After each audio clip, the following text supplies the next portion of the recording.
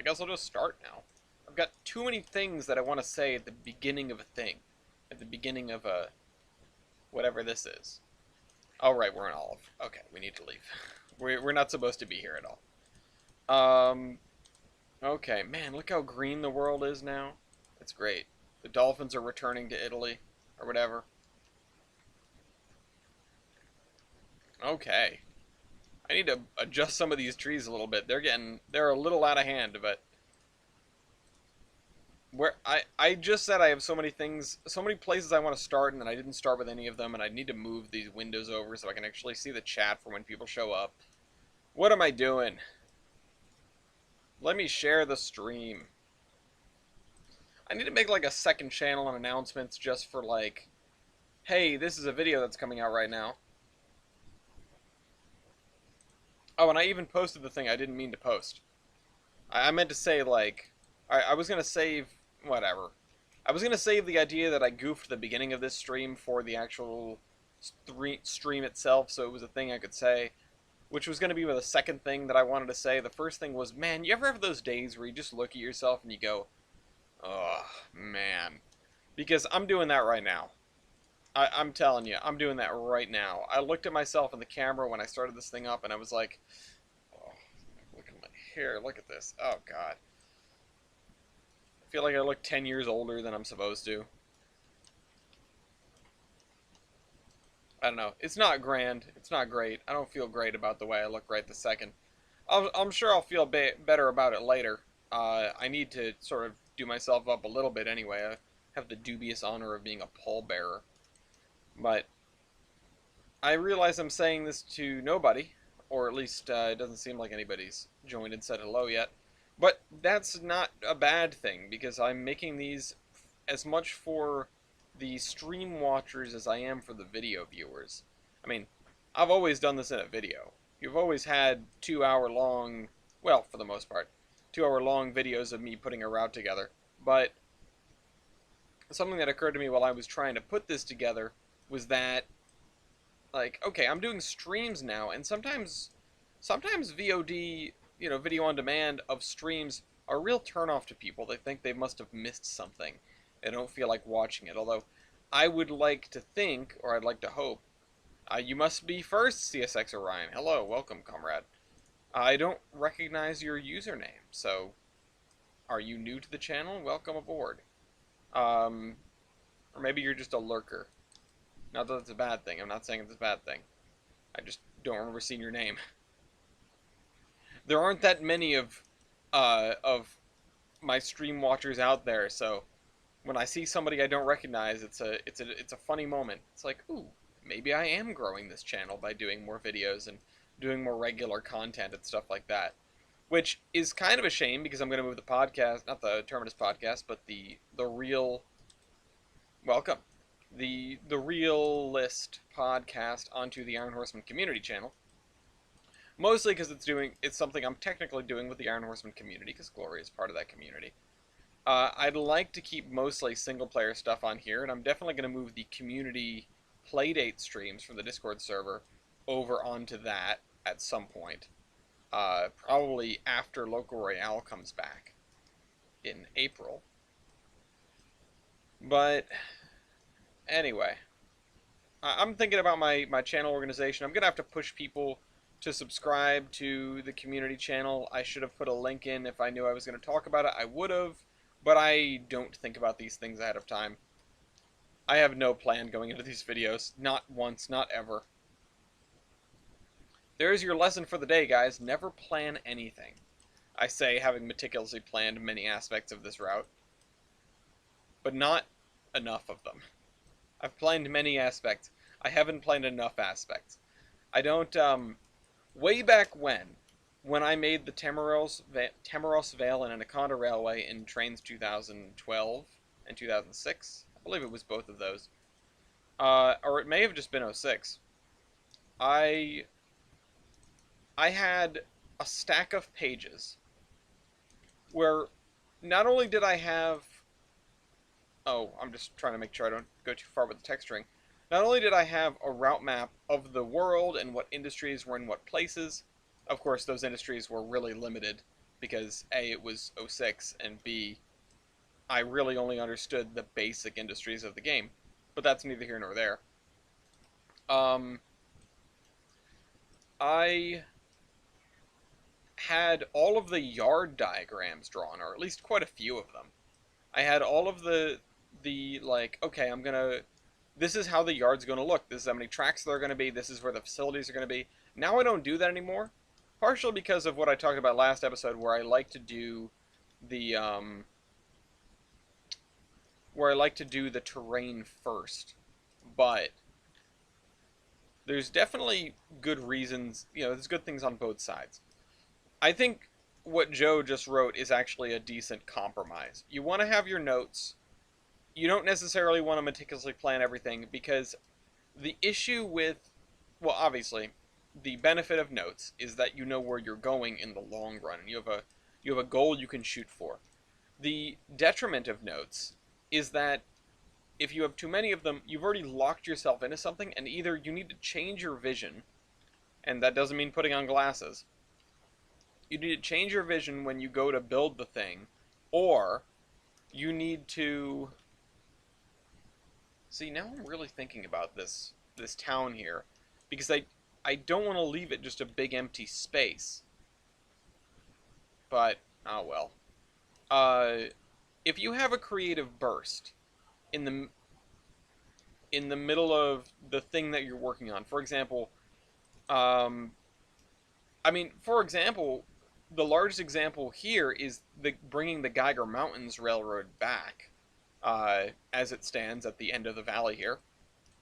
That was not in the plan whatsoever, and I had even written down, hey, I'm not going to do any narrow gauge on this one. Because previously I'd really got roped into the idea of like, oh, we can have 3-foot narrow gauge and 2-foot narrow gauge and standard gauge, and what you end up with, instead of one big beautiful map, you end up with 3 sort of mediocre, unsatisfactory systems, I think. No good plan lasts first contact with the enemy. That's pretty funny. I've heard that before, but I do like that, and I've probably used it once or twice. Just the enemy in this case, certainly I agree. The enemy in this case is your own imagination, where you start building the thing and you go, ooh, but what if I want to do this? Ooh, but I should do this.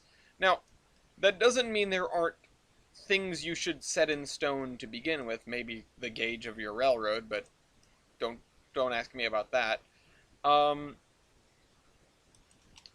Why am I doing that side of the river when it doesn't make any sense for me to do yet? There are some things you might want to set in stone, like era, or at least the general vibe, if you don't have a specific era that you're modeling. Or if you're doing something completely fictitious and you don't have like, it's not locked into the timeline of the world as we know it. Like Tolbrynd kind of isn't, but it more or less is. Like, this corresponds with more or less the transition era. There are some things that are a little bit out of line, but by and large, that's what we're doing. And nailing that down will help you get a lot of things. It'll remove a lot of question marks. Especially in a game like Trains, and especially in a map like this where I'm only using the download station, and I don't have... I have relatively limited assets to pull from, so I need to know what of that selection I'm going to end up using.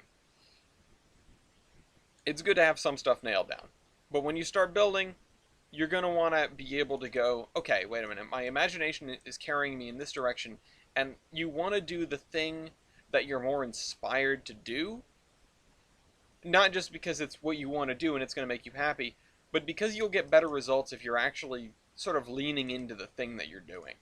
I think if I try to do Tolbrynd as a modern route, if I try to do Tolbrynd as, maybe a different vibe, maybe I was doing some more desert stuff. Oh, I'm going to build a 200-mile railroad and it's going to look like the Seligman sub. I'm not going to enjoy that personally. And I'm not going to be particularly inspired. And on top of that, I just don't know a lot about that area. the majority of what I know that looks like comes from a one visit to the locale via Amtrak, and two, Run 8, I guess. Just watching people play Run 8 and the like total of an hour that I have played Run 8 while I was visiting TBA in Chicago. It was one of those games that I really wanted to get for a very specific reason. Like there are certain games that I like for all of their facets. Like I mean, Minecraft is one of them, although less so than I used to love it for all of its facets. I just don't have the time to build grand things anymore. But, the community aspect of multiplayer, the creative aspect, the survival aspect, and, working on yourself and your stuff. That excites me, and that's why I eventually was like, okay, I'm gonna make a hardcore mod pack, and I'm gonna try to survive on that. And then I made it too big, and my computer can't run it. But oh well. Um, Point is, there are games that I like for many aspects, and then there are games that I like for just one aspect that I really can't get anywhere else. And Run 8 was one of those games, and I say was because a little $12 early access game saved me from buying Run 8. Saved me from spending a couple $100 buying all of Run 8. Because I wanted Run 8 specifically, solely for dispatching. And maybe some switching, but mostly some dispatching. And then along came Railroute, and suddenly all that desire is gone. I don't need Run 8. I don't need to worry about, is the server up? Are people going to tolerate me dispatching? Are there even going to be trains to dispatch? Is everything set up properly? Are the yards full so I, have a place to put these trains, etc.? I don't have to worry about any of that. Railroute's so goddamn simple, and it's one of the greatest games I've ever played. If you like dispatching. If you don't like dispatching, you will find nothing in that game. Nothing at all. So, on the one hand, big collaborative multiplayer experiences where people can bring different things to the table are good. It allows people with different strengths to work together and to create something. And I think Minecraft, again, is a good example of that. But you have to have some basic skills in, various fields in that game to really make it. But with a community of people, you don't necessarily have to be the guy who knows how the enchanting system works. If you've got a guy who has an enchanted bookstore, for example, you don't have to be the guy who scours the end for an elytra if you have people that are already doing that and just selling them. And Run 8 allowed people who wanted to run long trains in the middle of nowhere for a long time, for a couple of hours and just sort of zone out and zen. It let them do that. It let the people in for a challenge do that also. It let the people who wanted to dispatch and actually communicate with real human beings while they do it. And, of course, it let the people who wanted to switch.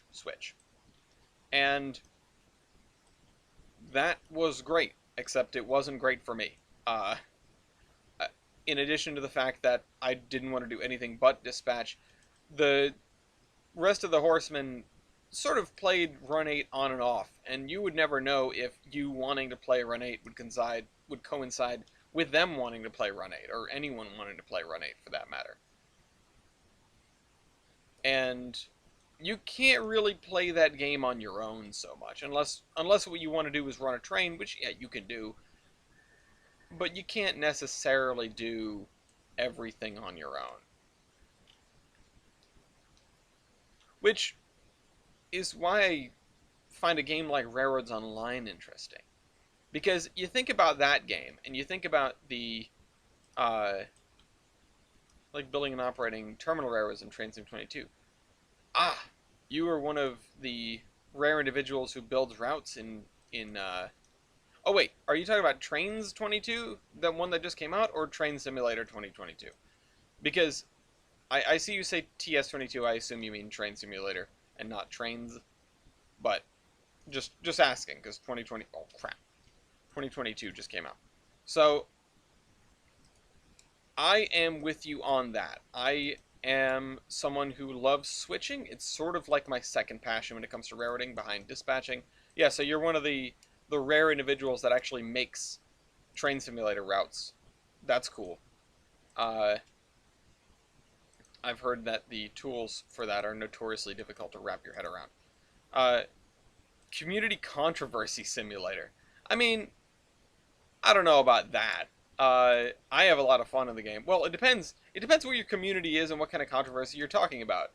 Because, you know, if you're working with a bunch of people and somebody screws something up and nobody wants to accept the blame for it, not that it really matters, and nobody wants to clean it up, I could see that developing a lot of controversy. I remember when we tried to run an 8-car train of logs and we couldn't get it out of the sawmill because of really shoddy track work, and we tried that for like an hour. But that's just the way it is sometimes. I mean, if you want to see what feels like Railroads Online at its team working peak, either play with a small group of people who you trust and like very much. It's not a monopoly, it's not a friendship killer. Or go watch my series The Bacon Line, also available on this channel. Um, Newbies launching trains off cliffs. I mean, sometimes it's not just the newbies. Just saying. Uh, I've just been waiting for the devs to let me die in a boiler explosion. If Tyler was here to hear me say that, I'd be overjoyed, but he's probably not. Um, oh boy, look at all those trees. Look at them all. I really need to be going out towards the river more because I'm not doing it enough. I need to push the trees more towards the river. There we go. I actually just watched one of my friends go into Railroads Online. Um, it is crazy what people manage to build in RO, but that's the thing with that game. It's not necessarily a breadth of skills that you need, but in an ideal way, you'd like to have a breadth of people. You'd like to have some manpower, and I don't think there are too many games that manpower means so much in a similar way. I mean, yeah, you can play with a couple of people, and there are games where, yes, more manpower means you will get your tasks completed more quickly. It also usually means there are more imposters among you, but that's up to the lobby settings. Um, but really, if you've got 10 people to build a giant tunnel in Minecraft, it's going to go a lot quicker than 2. And I know I keep comparing to Minecraft, but it's on the brain because we're having a community play it on the server on Friday. So if you're on the Discord and you're fan rank or above, then come on and join us. We're going to play SAR. If you don't know what that is, look up the old King Let's Plays from Achievement Hunter. And if you don't care what to do that, I'll give a basic rundown here. And then I'll try to return to the where more people is better argument. So, boy, this forest got dense. SAR, it's a minigame. The goal is to create the Tower of Pimps. If you don't know what that is, it's 4 gold blocks stacked on top of an obsidian block. That's an old... That is an old meme, one might say. And usually the achievement hunters do it with a king. We do it with a SAR, just because I found that to be a cooler name. Whether it is or it isn't is not up for debate. The SAR sits on his throne. Everyone else shows up with nothing. The SAR can bring whatever they want. Whatever they say goes. That's rule 0. They're in charge, and whatever they say goes, and you don't get to argue that. So the SAR will give a command. For example, bring me 10 deep slate. So it can be simple, it can be complicated, whatever. Grow a tree in front of me is one that we used to use a lot.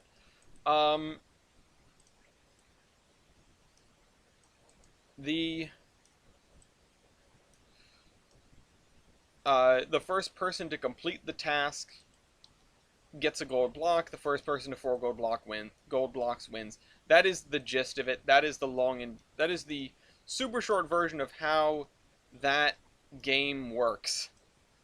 Not a ton else to say. PvP is allowed outside of the immediate area.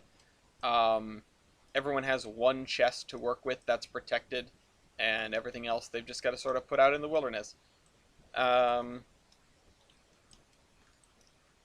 But yeah, that's SAR. Down to the Discord server, of course, you can join in the description.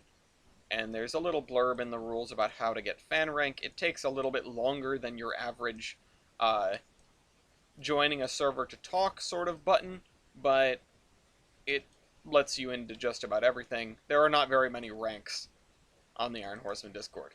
Um, in fact, I've tried to keep the number of roles down as much as possible. I really don't like the idea of a zillion roles that each do three things, or, that each do one thing, I should say, that each give you access to, like, one voice channel.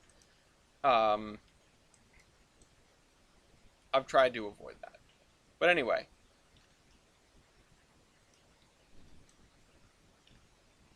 Alright, let's clear this out here.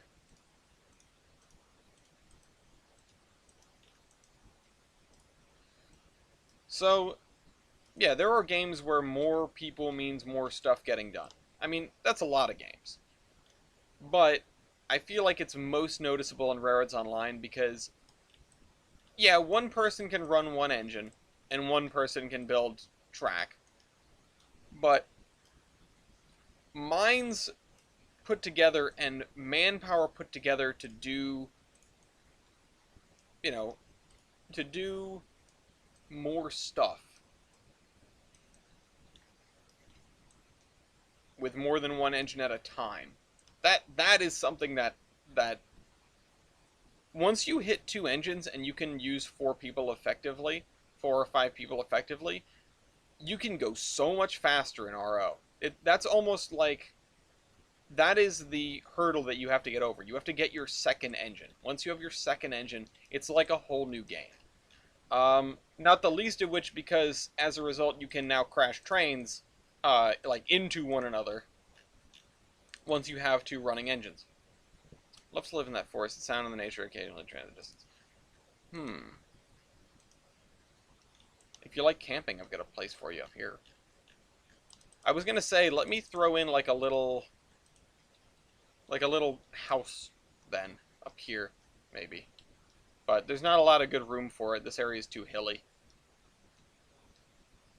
And honestly, I don't feel like that kind of detailing right now. It would feel a little shoehorned. And you're too close to town, You're right up the road. You're not really in the middle of the woods if I put a house over here. But maybe say something as beautiful as that in like a couple months when I'm building new area. Although the next new area is going to be mostly farmland, so that probably, if what you're gunning for is forest, you're going to be disappointed. Unless your forest consists of 3 trees and a rock. Alright, let's do this ballasting here.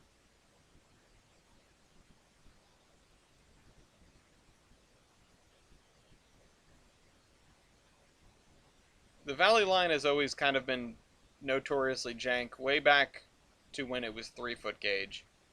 I'd like to finish the history for the Valley Line at some point. There are other things I need to write that are much more pressing, but I'm sure I'll come around to this eventually.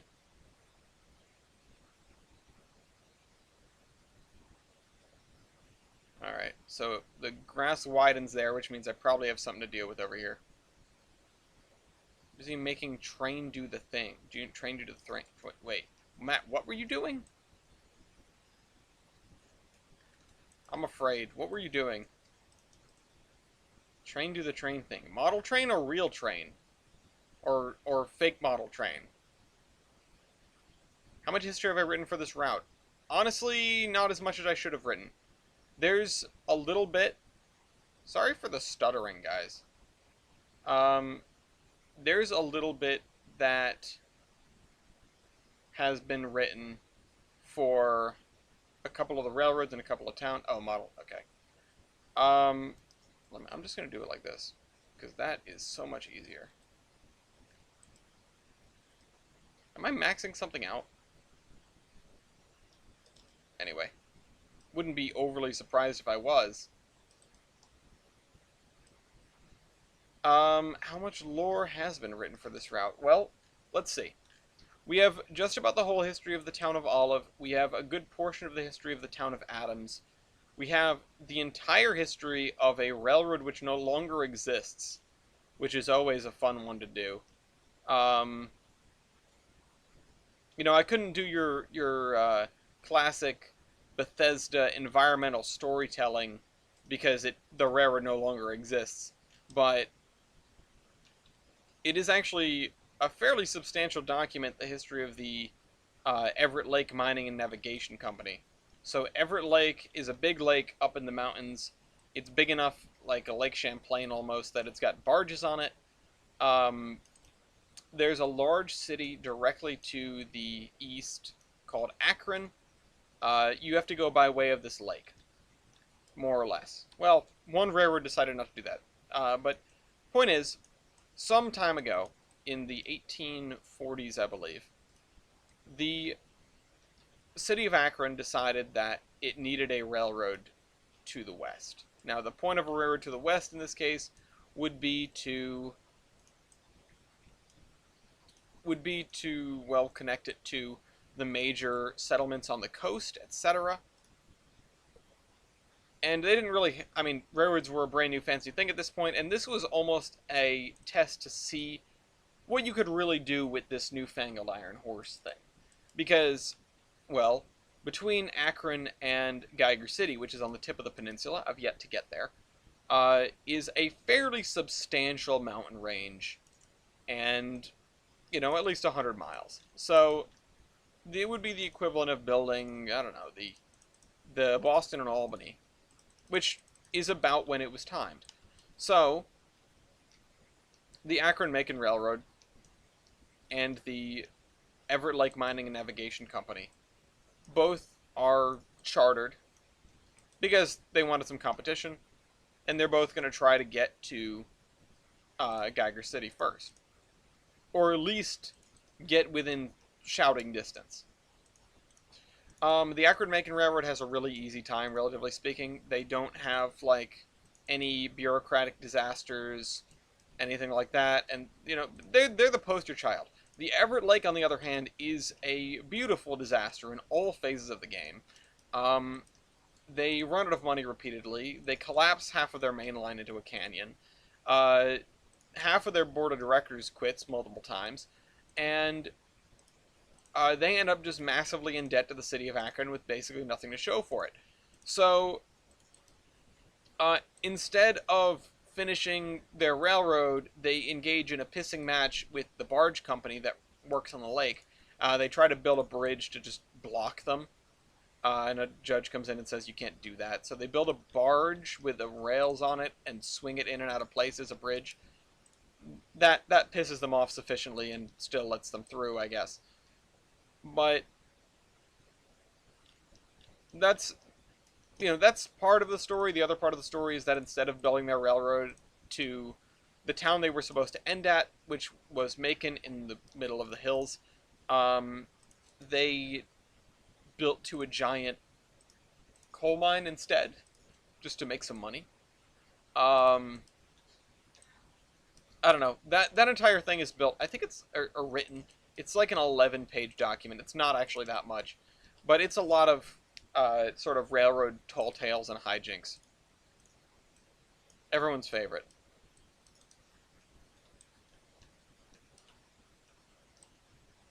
Okay. Oh, let's fill in some grass here.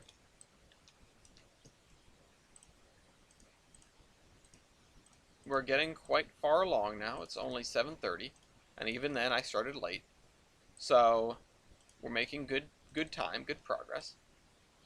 Other than that, I started working on the history for the Valley Line here, which also goes back to the 1800s, and that's about it. I mean, there isn't a ton written. There's a lot that I could talk about, but there isn't a ton written down. Um, One of the fun things is the dam line, which was the Volga Mountains was more or less the successor to the Everett Lake. They ended up buying them, and it eventually ended up dismantling their entire main line because it was worthless um, compared to the Akron-Macon Railroad's main line. But the the desire to connect to Geiger City directly, because they were just sort of up in the hills, still existed, and thus as a result, they they tried to build directly from sort of the middle of the mountains down to Geiger City. And why does that story sound familiar? I don't know. Probably because you're thinking of the Rutland Railroad on Lake Champlain, who did exactly the same thing. The Hey, B&M Steam. The Volga Mountains Railroad is based loosely on the Rutland, among other things, and their real Rutlandiness, you can think, just comes from their lineage with the Everett Lake, because they are they're a real weird railroad. Actually, I've always said the Rutland Railroad has a strange relationship with water, and I'm not sure I've nailed that down exactly with the Everett Lake Railroad, but it's the same sort of vibe. They do weird stuff. Uh, I can see the city of Akron sort of looking at the Akron-Macon Railroad having built their railroad with very little incident, and then looking at the Everett Lake and being like, why can't you just be normal? Uh, they built this really wonky pass. They were the only mountain pass, the highest mountain pass in the Geiger Mountains that never had a tunnel. So they got that going for them. The line is dismantled by the time of this map creation, but uh, good job, guys. You did it. Which, their highest point, right next to the town called Doomsday, or location called Doomsday, which marks where an avalanche took away, like, a mile of railroad. And just dumped it down the canyon. You win some, you lose some. On the one hand, no tunnels. On the other hand, no railroad. Look, Ma, it's all gone.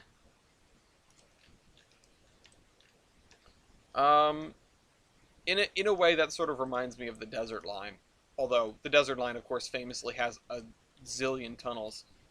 But just the continuing to build against all odds. And eventually they did it. I mean, sort of. They eventually connected up with the VMR, and yeah, there you go. Railroads Online moment. Maybe that's why. Maybe the Everett Lake was just ahead of its time. They were playing RO the whole time.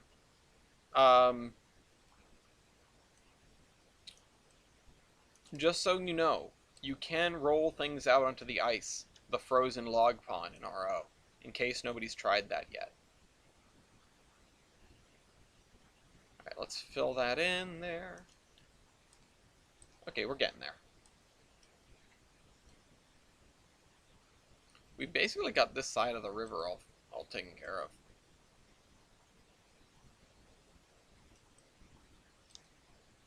And I still don't know if this is a reasonable amount of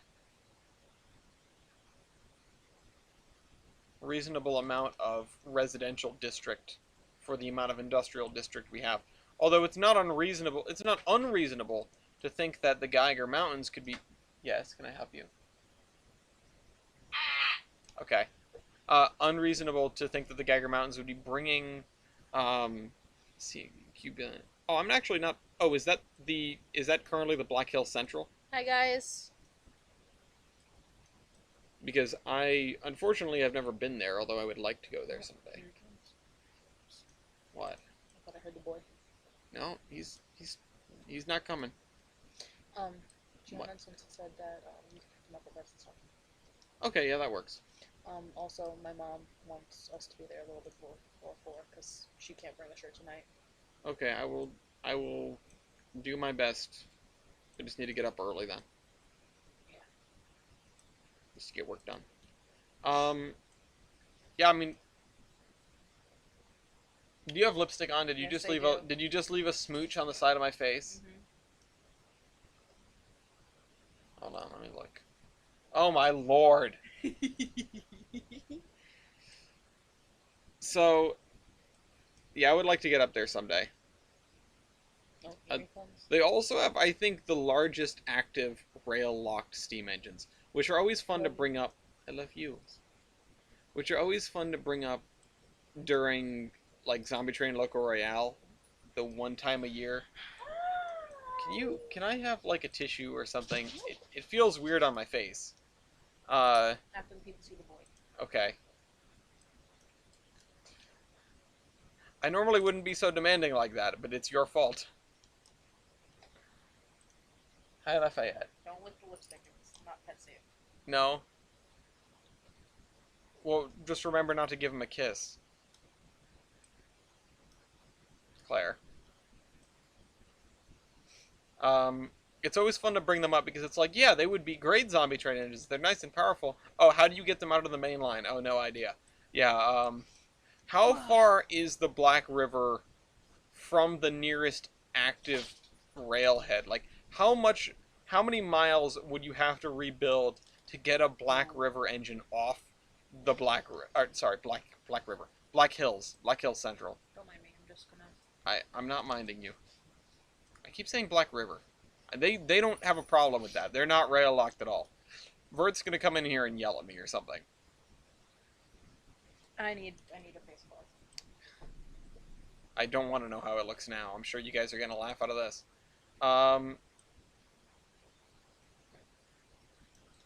But yeah, I mean, I don't know who else had a barge bridge. I think the Milwaukee Road had one somewhere. Quick, somebody take a screenshot of the stream. Please don't. I just remember seeing, including all the horseshoe cubes and moving a caboose. I mean, if you're building 56 miles of railroad, you could probably just build around that caboose.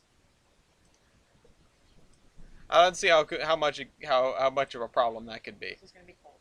Oh God, it's actually not that cold.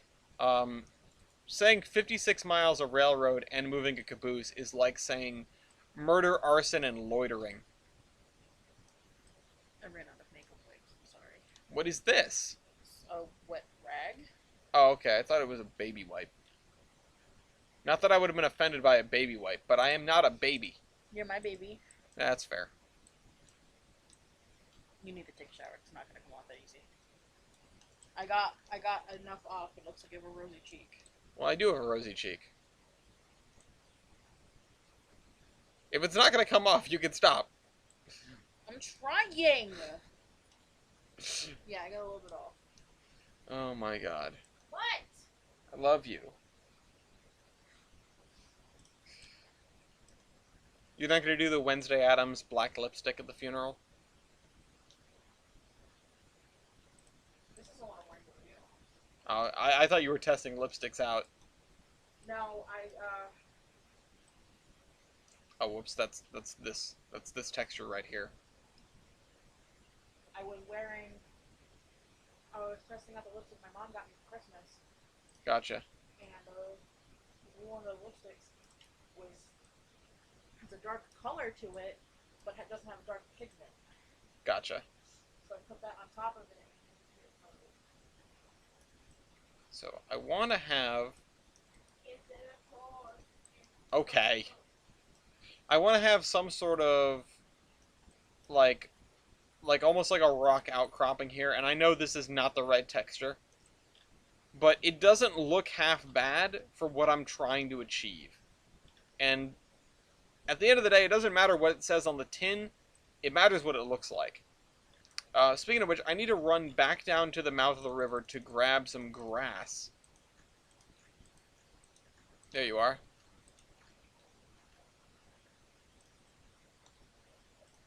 Anyway, that's a long ways. I don't know if I would be able to rebuild 56 miles of rail in a zombie apocalypse before I got my train out there.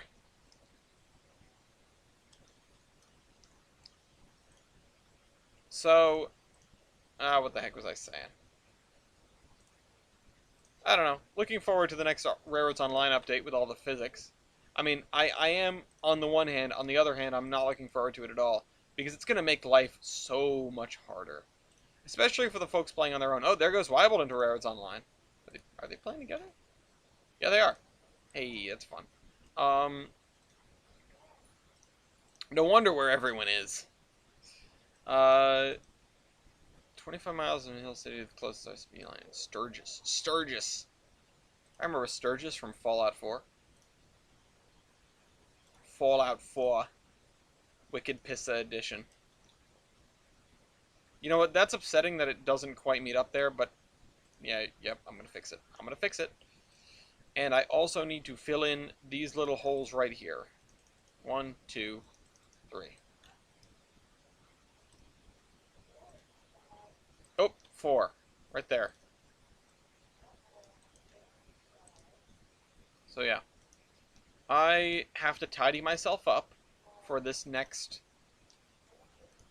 2 days or so. Thankfully, we don't do a face cam on the podcast. I swear to God, I would look like a disaster every time. You'd be able to see just how dirt tired I am 24 hours a day. The streams I do a face cam on because it almost feels customary when you're streaming, just to pretend, not to pretend, just to show that you are a real person who's actually there. Although I know there are plenty of people whose streaming avatar is not in fact a real person, but that's beside my point. Um, I am really here. The other thing about doing a face cam when you're streaming is that if you have to just run to the bathroom, it's not just empty dead air with people going, "When is he coming back?" You get to see the other person get up and walk away, and I know it's not really much different than what's up. Oh, that's cool. Get in, loser. We're going to see 2 Foot. Audrey and Shelby. What a combo. Well, no, we can take her to see her mom and stuff too. Okay, yeah, that too. But 2 Foot is what the people want. 2 Foot is not what Adriana Two wants. 2 Foot is what the people want. 2 Foot is not what a 7-year-old little girl wants. A 7-year-old little girl wants princesses and rainbows. This 7-year-old little girl hasn't been exposed to the majesty of 2 Foot yet. Don't worry. Everyone has their awakening. Even O'Gillies. Sir Jivo's on stacks. I took him to Maine. He saw the 2 Foot, and he went, I see why everyone likes this. I love this. Get the reference good for you. He's got the uranium fever. Tell it.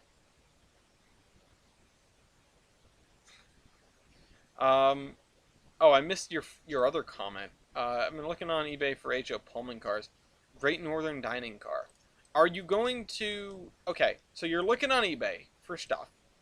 I assume you have a goal in mind, like a train set you're trying to put together, as opposed to just accumulating Pullmans. I mean, if you're modeling the Great Pullman Pool, then sure, grab whatever you want.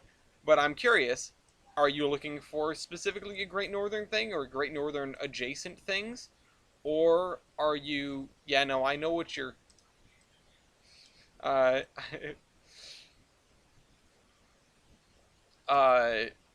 or are you going to take this thing and repaint it, or what? Because I know that I used to sort of be a purveyor of all things, or I used to think that I was. I haven't barely bought much of anything, but I used to think that I was a sort of purveyor of all things. And then I realized that's wicked expensive. Why would I do that? I'm going to focus on just stuff that I really care about and that I want to run at my model railroad club. And that narrowed down my window a lot. And now basically the only thing I'm really looking for is one of those Bachmann 440s with sound in it preferably. But DCC is fine. Just DCC is fine. I know putting sound in one of those is a pain in the tuchus. Now, the other thing, I also wanted to accumulate Iron Horseman characters, speaking of he's got the uranium fever, and I grabbed a Canadian National lettered USRA Mikado, so that somebody somewhere could eventually turn it into a copy of Blount for me. So, it's been sitting in my cabinet for years. I've never even taken it out of the box it was shipped in, so for all I know it could be a brick in there. But a seller called Trains, huh? Um, but one of these days I'd like to have it done up as a Canadian National, uh, whatever it is, S1B. Um, so, Alright, closing this, or closing, taking care of this, taking care of this. No, wait, I do need this. Undo that. Just getting a Pullman pool. Yeah, see, the thing that defined what I wanted, because I knew what I wanted before the Iron Horseman came about, was I got my first engine. And from that moment on, I was locked into getting stuff that was similar to it. Now, in trains, I'm a purveyor of everything, because that doesn't cost me much of anything. But I got a B&M Mogul. I named him Lee. Yes, this is long before the Iron Horseman. The character of Lee existed long before the Iron Horseman. And it's amazing to me how a random naming shaped something so thoroughly so far down the line. Um,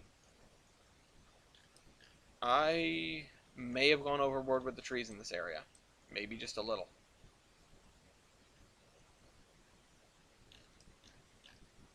Well, that sucks for whoever has to deal with it. I'm just gonna deal with it as is. Um, there you go.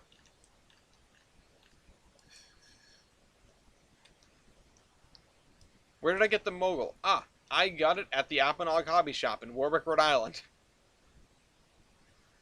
It was behind the counter. It was just one of the Bachmann, like, ready to run DCC and sound. It was 150 bucks, and I went, ooh, I want that. Because A, it was Steam, B, it was DCC and sound, so I had all my bases covered already. I didn't need to worry about anything. And C, it was not that expensive. Because, you know, at this point, I was relatively young. It was, you know, my first purchase like that. I wasn't, like, outstandingly young for buying my own model train, but it's the kind of thing where you look at it and you go, oh, I might finally have the money to get something like this for myself. And then I did. Um, DC and sound and all that, yeah. Yeah, no, they're nice. They're not exactly what you might call pullers, but they're nice enough engines. Okay, so I am going to... I think I know what I'm going to do here. I'm going to pull this gravel in this direction. Yes, 44. Nice.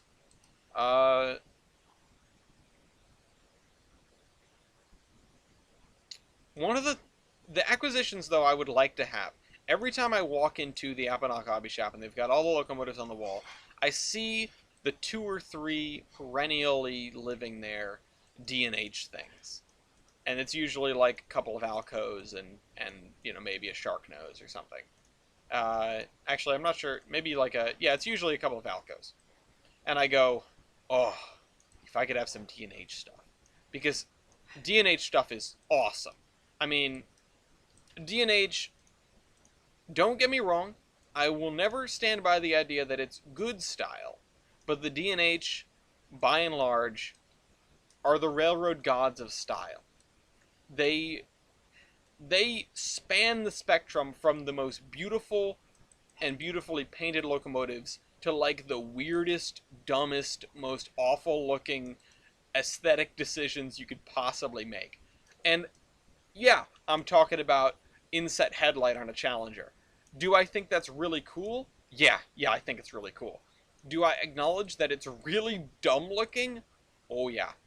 Um, they're their high pressure locomotives look like they're riddled with cancer.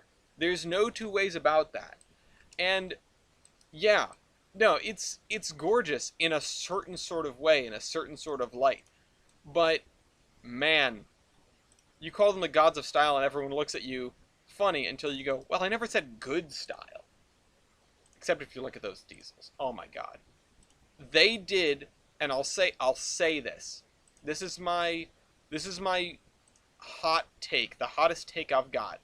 The Delaware and Hudson did War Bonnet better than the Santa Fe. They made it light blue, they put a little yellow in it. Good yellow, not like the gaudy yellow in the Santa Fe blue bonnets. Good yellow. And it looks so good on their PAs, on their shark noses, and they put like the lightning on the other the other diesels of theirs, and oh, I can't get enough of it. I really can't. I'm upset I never broke into the colony shops while I had the chance. Um, the Daylight is a pretty train. It's decent. I'm not. I think it's a little bit overhyped. I don't you know I don't necessarily agree that it's a fully streamlined locomotive. It's definitely semi-streamlined, but like, yeah, it's good enough looking. Now here's my other hot take, and some people that recurring individuals will have heard these many a time before, but I'll say them again. This looks terrible. That's not my hot take, by the way, but this looks terrible. Um, my hot take is as follows: the best looking streamlined Hudson belongs to the New York, New Haven, and Hartford. Not the New York Central, not the Santa Fe. Obviously, the Blue Goose looks weird. Um, but the New York, New Haven, and Hartford I-5s are drop dead gorgeous machines. And you can rightfully hate the New Haven for all of the things they did, including throwing out all their steam engines. Every single one. Even the New York Central, we got like 5 of them, and uh, I mean they were kind of accidents, a lot of them, but at least we got to keep them. The New Haven was like execute order 66, and they just killed them all. They're all gone. There's no last Jedi to come save us in the New Haven. There's you know they're all dead. The closest thing we've got is a Chinese engine masquerading as a New Haven Mikado. Which, don't get me wrong, I love 3025 as much as the next guy, and I go to see it every year. But it's not an actual New Haven engine. You know what the closest thing we've got to a New Haven engine is? People are going to be mad at me for saying this. The closest thing we've got to a New Haven steam locomotive is the Daniel Nason, the locomotive that served on the Boston and Providence Railroad back in the 1860s. Is there a New York Central at the bottom of a river? Is there? I mean, I wouldn't be surprised. There's a B&M engine at the bottom of a river in Portsmouth, New Hampshire. That one I know about. I don't know about a New York Central engine at the bottom of a river. I know there's supposed to be like one hidden in a tunnel somewhere. And I'm not talking about like the secret J3A. I'm talking about like an ancient engine stuck in an Atlantic Avenue tunnel. Um, yeah, yeah, that's the Boston and Maine engine. That's a fun one, because they like the stuff they did to that wreck is hilarious and awful. If you're a fan of dead locomotives' rights, I suppose. Um, but seriously, the the Boston and Maine dropped this locomotive in the drink. A few decades later, instead of they have to like drag it out of the way because they're trying to build a bridge or whatever. And instead of just doing that, they decide to see if they can get it to dissolve by like electrolyzing it, uh, by turning it by attaching wires to it, turning it into a giant conductor. The whole damn locomotive, and or turning it into a giant anode, I should say, and just seeing if it'll dissolve in the harbor. I know there are a lot of advocates for dragging locomotives out of really awkward places, like being buried in ditches and dumped in rivers and stuff, and restoring them to run. I don't think the one that was intentionally dissolved is going to come back anytime soon. Thankfully, we've got a much larger and more obnoxious Boston and Maine Pacific to bring back instead. Put your hands in the air for 3713. The longest restoration I know about, and the biggest, most worthless Pacific on the face of the earth. Don't get me wrong, I love 3713. It is a beautiful goddamn engine. But you take that thing into a locomotive versus, and I don't know why I keep doing this, but you take that thing into a locomotive versus, you damn well better expect to die. It is terrible. It's a really big, powerful engine, but for what you get, for the size of engine you're bringing to the table, you might as well have brought not a Pacific because it's not a Hudson. You might as well have brought like a large 10-wheeler. I wonder how 3713 would stack up against like a a PRR G5. You know, it's a stupid powerful engine, but for the weight of it, it just isn't. It isn't. It isn't that good. It isn't good enough. Uh,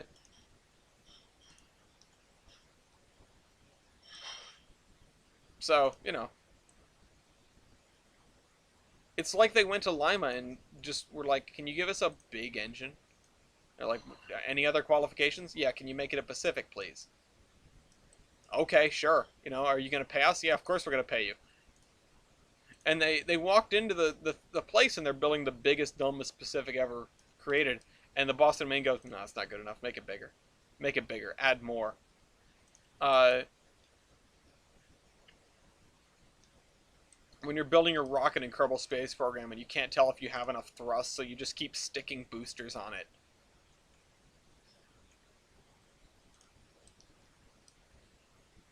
I just want some sort of neutral, grassish dirt.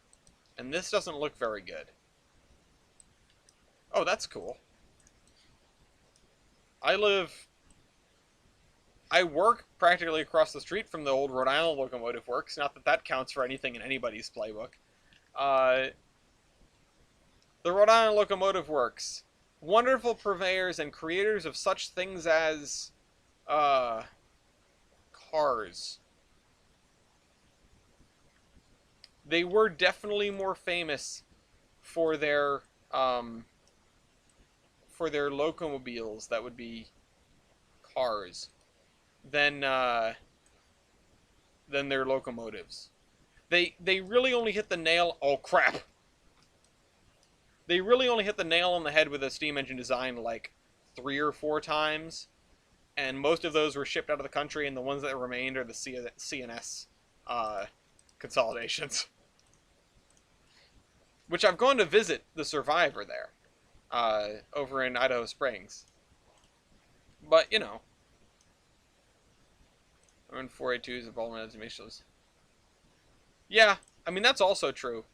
Well, see, the difference between the B&M wanting bigger Pacifics and the B&M wanting smaller, uh, whatchamahoosits, is that the B&M wanted to send their Pacifics in exactly one direction, on exactly one line, and meanwhile, the R1s were supposed to go everywhere. And so they had to deal with the fact that they did not maintain anything ever. That's not a bold statement. That's just the way they were. Um, the Boston and Maine, notoriously stingy. Stingy to the point where, well, this might be slightly exaggerated. I don't know if that's true. But I do believe you can find, um, I do believe you can find, oh crap, photographs somewhere of RDCs sitting in North Station. Why, did you see a dog outside? RDCs sitting in North Station next to moguls with wooden coaches. Because the Interstate Commerce Commission had to tell the Boston and Maine quite forcefully to stop using the wooden coaches because they're killing people. Um, Everyone else had sort of figured that out and moved on. Meanwhile, the Boston and Maine is going, well, they still work though. They still carry the passengers. And the ICC is going, they're gonna kill so many people. So many people are going to die. Like, I don't know what your problem is, Boston and Maine, but lots of people are going to die. And the Boston and Maine goes, nah, whatever. And so the Interstate Commerce Commission goes and it bans. Oh, that's not what I want to do. It bans wooden coaches and says, B&M, you wouldn't listen to us, so we banned them. So get rid of them. B&M goes, okay. And then they come back 20 years later, or several years later, and they're still using them. And Interstate Commerce Commission guy goes, I thought you got rid of the wooden coaches, Boston and Maine. And the Boston and Maine says, yeah, we'll get to it. We'll get to it. We're not done with them yet. They go, no, but it's illegal. And they go, it's fine. They go, really? No, seriously, you need to get rid of them. And then they just gave them to the Strasbourg Railroad. I mean, where do you think all those cars came from? Make sure that they are alive people or not alive people. They don't need to worry about that. Uh, Honestly, that's an angle on the sort of joke that I've never taken before, where the ICC is like, "Hey, this is dangerous. You need to cut it out." Usually, it's just the ICC being like, "No, we banned these. You can't do this anymore." And the B&M going, "Yeah, but we're gonna keep doing it though. We're gonna keep using these cars." I like when we get people that haven't heard all my stories yet. Did Pan Am be I wouldn't call it a heritage unit. They're just too lazy to repaint anything. Uh, this is what I mean with the whole thing about the Boston and Maine and their legacy of not maintaining anything and it carrying over to their their predecessor or their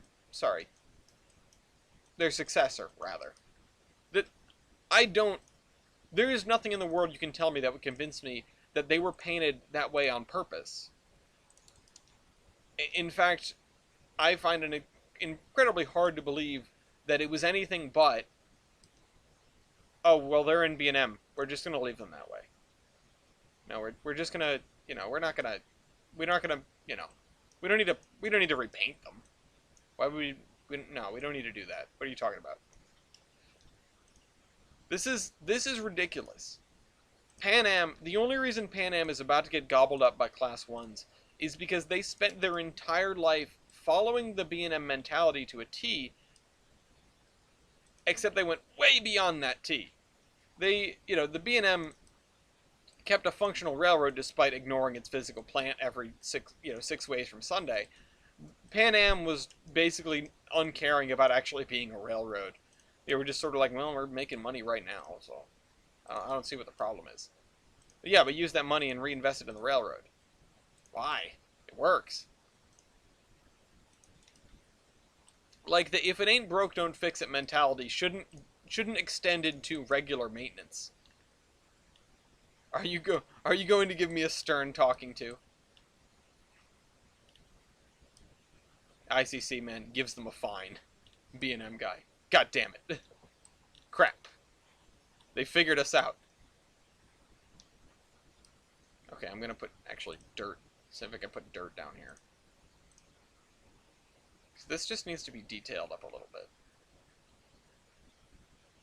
Yeah, there we go. Oh, look how nicely that fits. It's like I'm using the fill tool.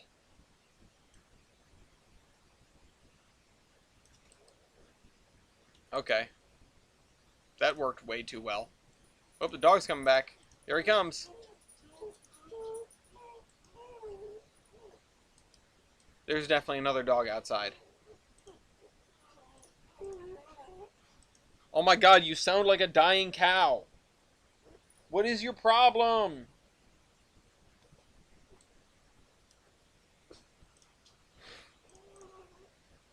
I can't stand this dog sometimes. I love him so much. He's such a pain in the butt. I need to find something to fit over this to like indicate that it's being dumped. Let's see. Dump. No, that's not it.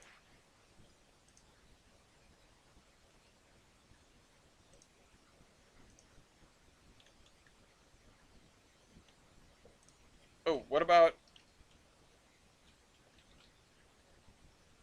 unloader? What is this? Oh, never mind. That's not it. That's not it at all. Okay, time to break out the big guns. Search filter.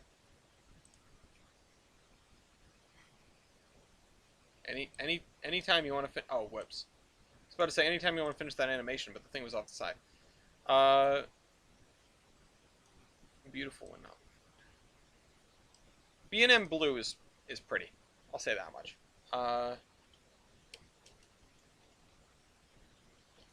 B&M is another one of those railroads, and Maine Central is an extension. You really, they really had a tough time ever coming up with a scheme that wasn't good looking. Okay, that's just an industry, is what that is.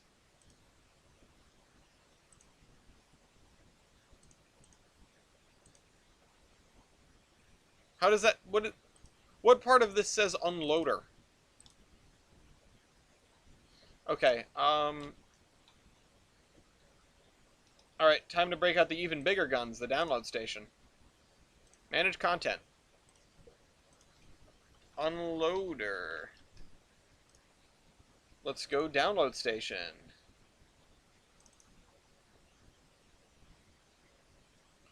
Bulk unload pit. Let's try this. We're Redding patch CSX engines. Yeah, just another one of those things. Aha! I can phase this into the side of the building. It's perfect. Oh, it's too short. It's way too short. I take that back. The car doesn't fit under here. Damn it. I need that but tall. Ammonium nitrate unloader. That's not it. Basic nope. Coal power plant unloader. Well, that's neat, but that's not going to do it. Ooh, that's cool. That's for 2-foot gauge, though. Let's see. I know you can't see what I'm doing, I don't think. This is a no thumbnail. Dual unloader. Ground grilled unloader. Rusted. It's a bull unloader. Well, it's not really what I was looking for.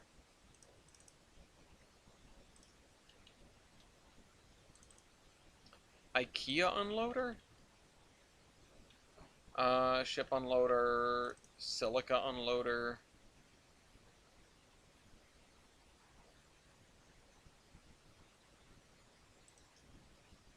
Wood chips unloader. Alright, hold on. Let's look at this.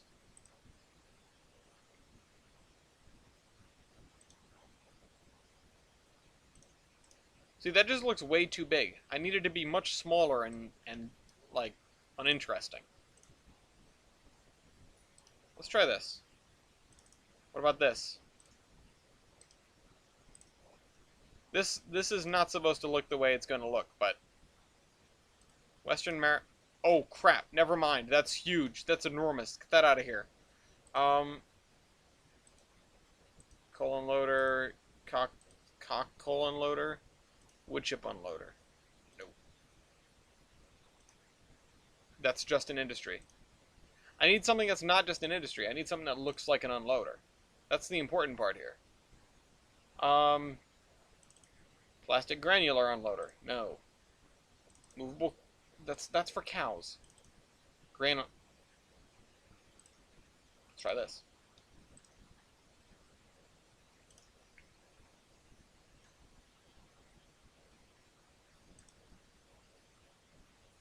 Come on, show me the Russian grain unloader.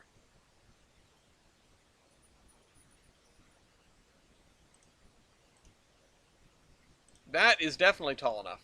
I like that. I mean, I'm not going to attach it to the track in any way, but... Ooh, and that fits really nicely. Oh, it sort of doesn't, though.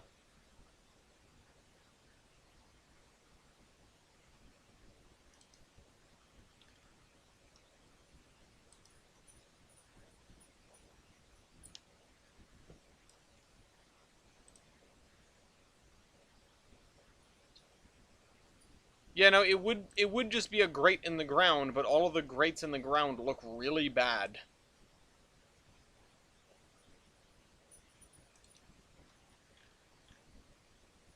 So I'm kit bashing a building.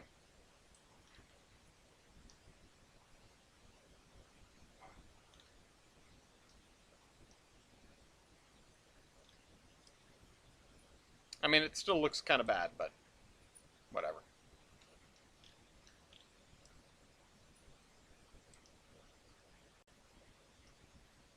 I kind of wish I could extend these into this, like into this building here.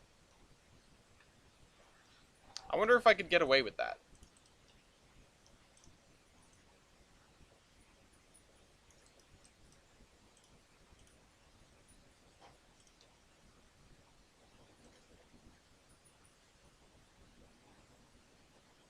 Okay, what are the odds we got the rotation right by placing it? Not very high. Yeah, I got a roof detail. That'll do it.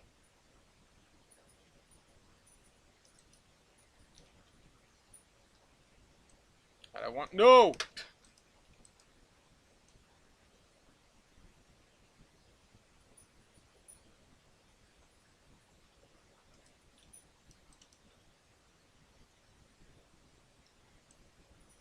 One contiguous building looks better than multiple buildings because you have fewer questions of, hey, how does it get from there to there?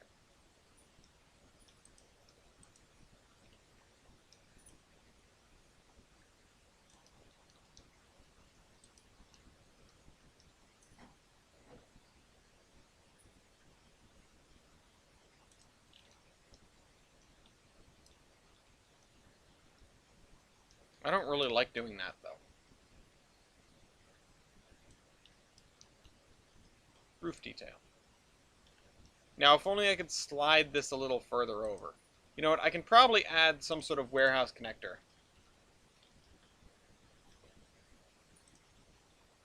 Nope, that ain't it.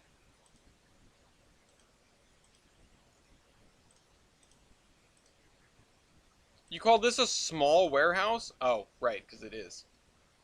Never mind. Take that back. Um, let me just use one of these. Yeah, let's use one of these.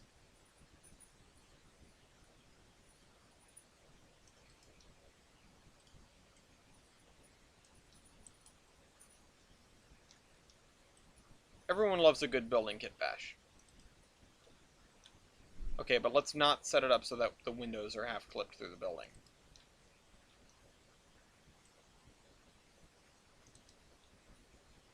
Nope, that ain't it.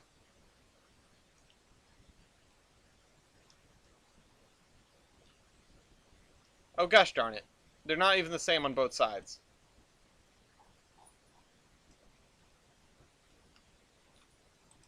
There we go. What was Warehouse JR? I know I saw that get said.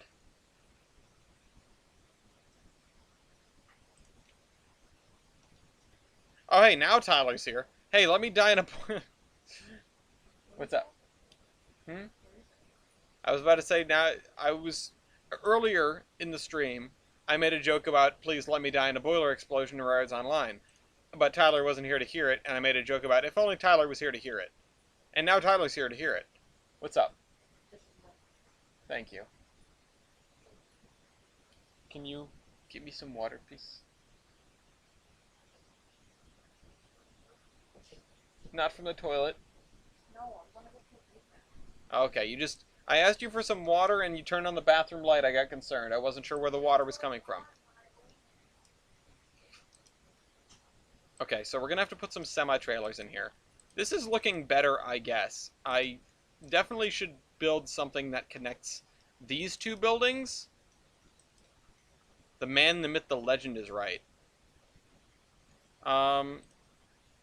Warehouse extension. Why does it have... Why does it have... Oh, crap! Why does it have windows on the ceiling?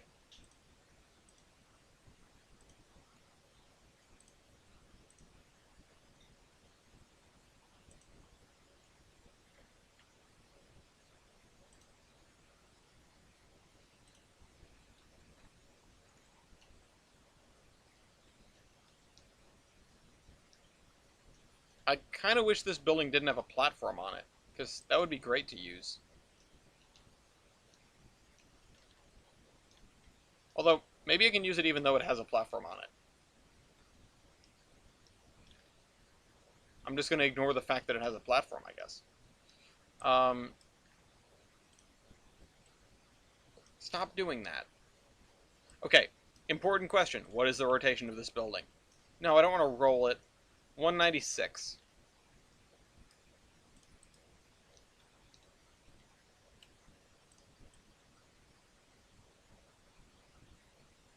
That doesn't seem right, but it's right.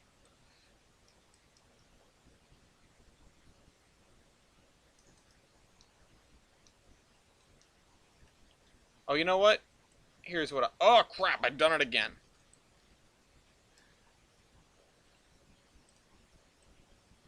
Alright, let's change it to 9 or 6 or whatever it was. 16. Now we can get its license. Fantastic. Thank you so much. Okay, let's put that away.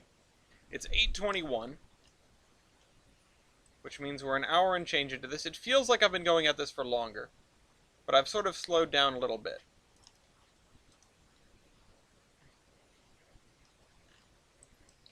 So, we have a platform there. Now all the buildings are connected. We've successfully kit bashed some buildings.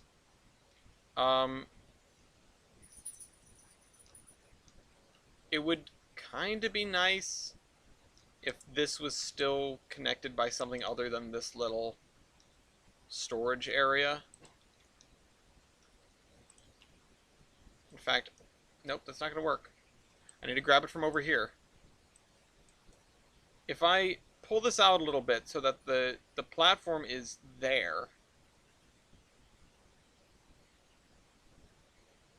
if I shove it in a little more... Great, now there's a gap.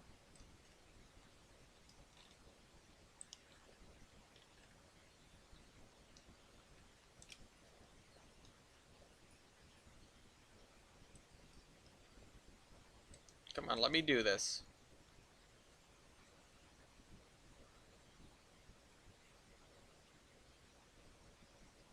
You get it right so that...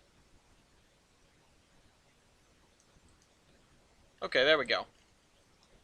That's good enough.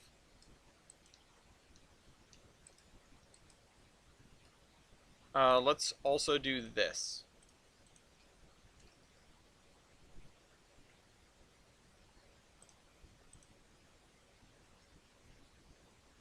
Rail's only rusty.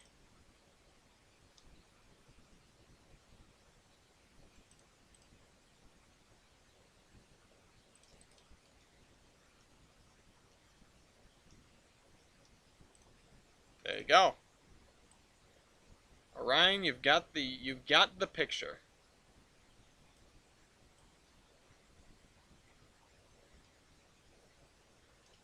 Now this platform is still served, but not by trains.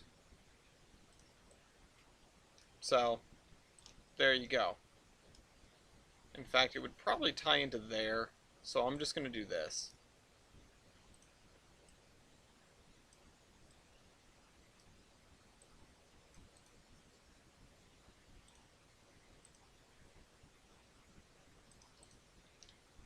Matt, you're not wrong.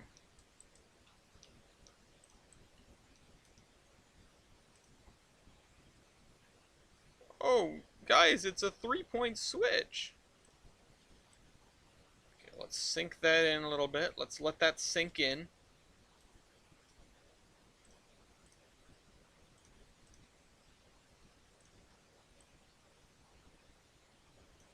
Oh, wrong thing. Lower that into the grass.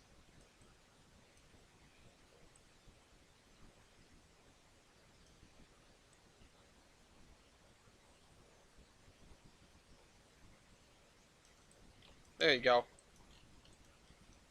Almost invisible, but still noticeable. East Terminal Railway is done with their first 2 years. No, I haven't seen that actually. Is he another YouTuber that makes this kind of stuff? Because there are not a lot of us out there. It's always kind of neat to hear of another one. That's one of the reasons why I stuck with this in particular after all these years. It's just sort of the question of, who else makes trains content, route building content? And the answer is not many people. So this is kind of a niche that I'm glad to fill. Um, okay, I'm going to download one of these, and I'm going to see what it looks like. So I just grabbed a loader off the download station. I'm expecting to clip this into... Where'd it go? What is it? I have forgotten what it's called. Oh, bulk overhead loader. There it is. Is an actual railroad. uh, oh, okay. I think I have heard about this.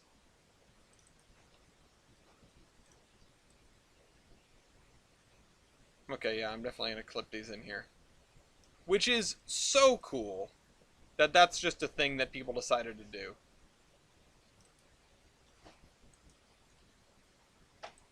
Um, this doesn't look like an... Oh, wait a minute. The unloader part is this part, isn't it? Or the loader, rather. Ah, okay. Well, that's not exactly what I was hoping for, but it's going in the right direction. So we're going to try to find something else like that. Brick clay loader. That looks like crap. That's a forklift. That's an unloader. Oh, everything that has the word loader in it, or obviously loader has the word unloader in it. So all of the unloaders that I saw earlier are going to show up here also. You smell very fragrant. Oh, it's the mask, isn't it? Mm-hmm. I'm going to... Coal Loader by Ben Dorsey. Who's this by? Oh, MG Sapper. Hi. Um, let's see. No, that's not going to do it. See, the issue with this is it's too long. So I'm going to grab the coal loader just to show you, because I assume it's going to be too long. Let's see. Coal underscore loader. Yeah, see, look how dang long that is. If I had just this part, I'd be more than happy to put that out. Let's see.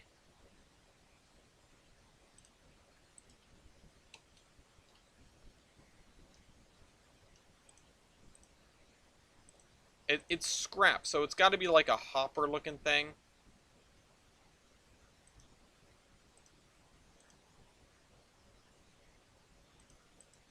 JR loading tower. This is for loading God knows what. Mobile loader, lumber loader, mine loader. That's huge. Mine tipple. What's up is I'm trying to make this make sense. Wheel loader. Oh, I get it. Duh.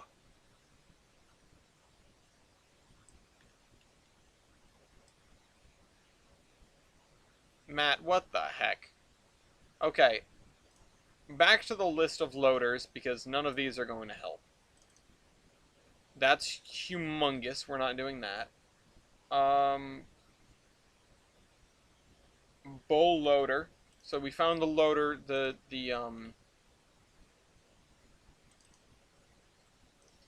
trackside coal loader. Log to wood chip loader, lumber loader.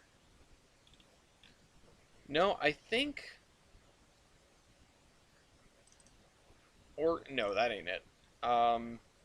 Or gantry. That's not going to do it. Sand loader, SAP, that's a forklift.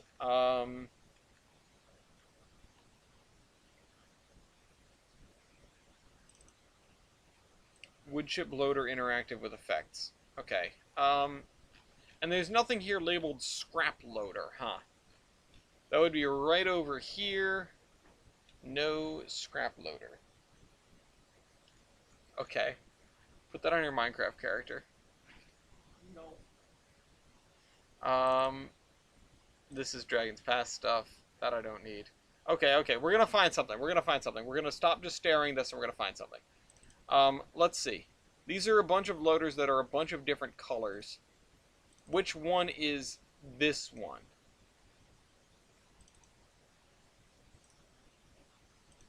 Let's just try this last one. Ash loader.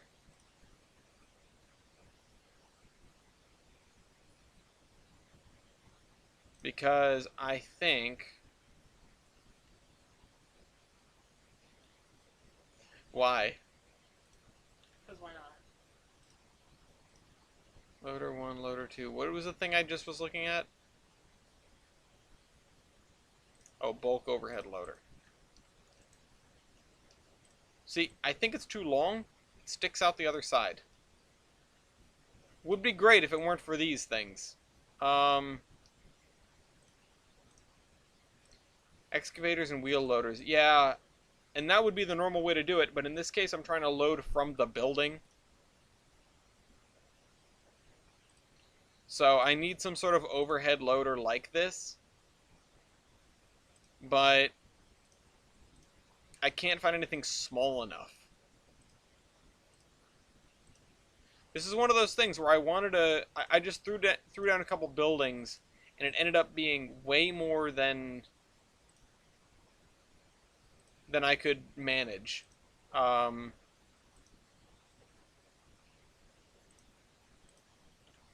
Way more than... Like, my imagination got way ahead of my actual plan here. So... Yeah, that ain't it. I think... I think... Splice a conveyor. Ooh, maybe like a spline conveyor. Couple overhead crane. Yeah, I was thinking overhead crane. Um...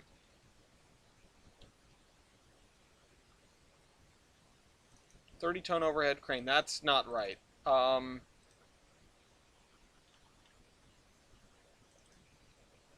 No, that's not it. Container crane, straddle crane. That's for containers also. Cohen's crane. Crane. That's not helpful. Maintenance away cranes. Yeah, that's not what I'm looking for.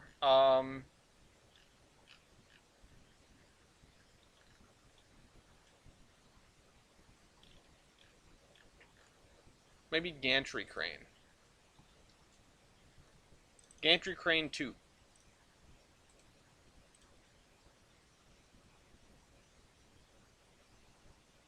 Let's try this.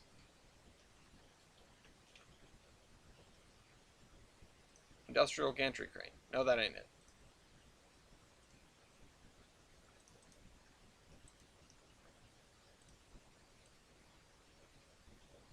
This is almost large enough. It is a hair too small. Wait. If I can fit it, I'm using it.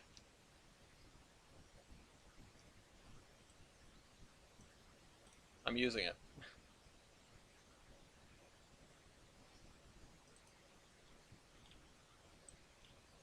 It might not be necessarily the right kind of crane exactly, but I'm calling it. This is it.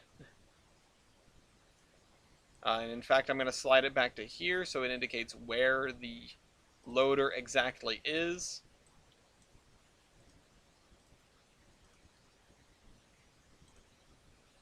And this is a beat up looking one. I'm going to use this instead.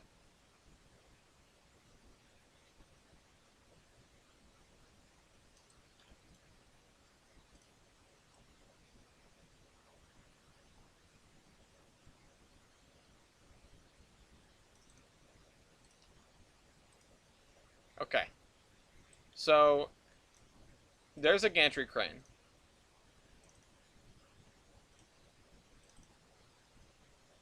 There are other gantry cranes, but none that I want to use.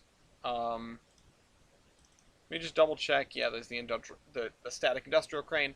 I want some crane track. So yeah, that'll do it.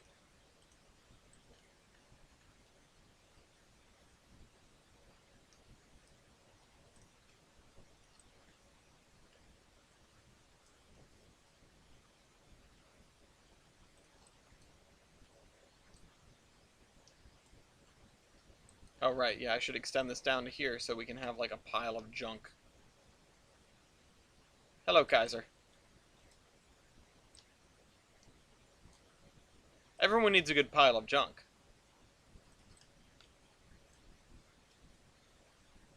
And the crane tracks will be so designed that if you screw up, you can, in fact, run into the, you can, in fact, run into this chimney here. Let's see.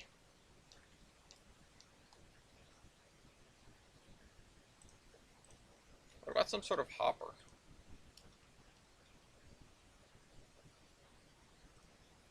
Yeah, chopper. Wait a minute. Oh, that's small. No!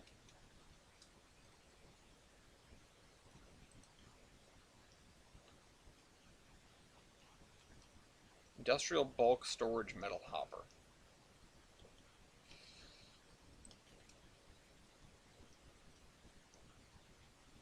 Let's see. We need to make back here some sort of scrap pile texture.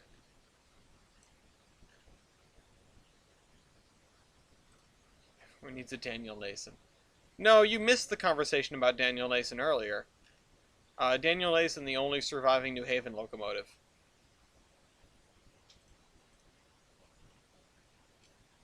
Can I just... Yeah, sure, whatever.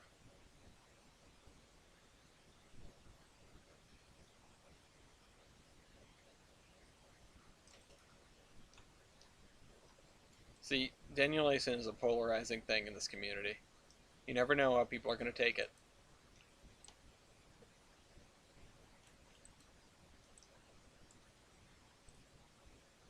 Okay, now I'm going to look up loader again. And I'm going to see if I can find some sort of... Yeah, see, those things are too new.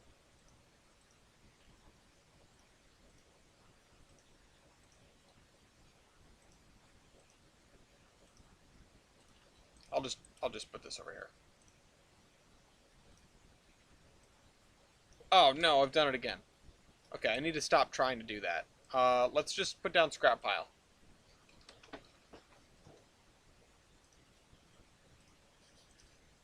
But it's supposed to be organized at this point, so... I kind of want... I don't know. I don't want it to be a real mess. In fact, I think I'll just do it like this.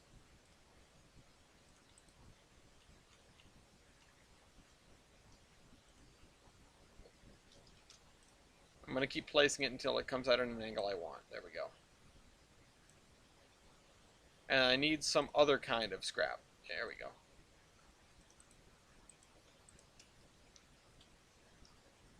Does this make sense? No, because the crane cannot reach past the edge of the crane. But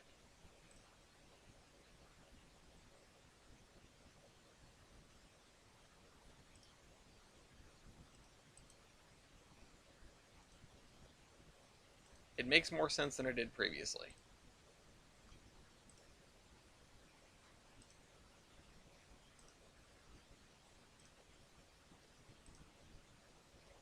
Come on, just put it in an orientation that works for me.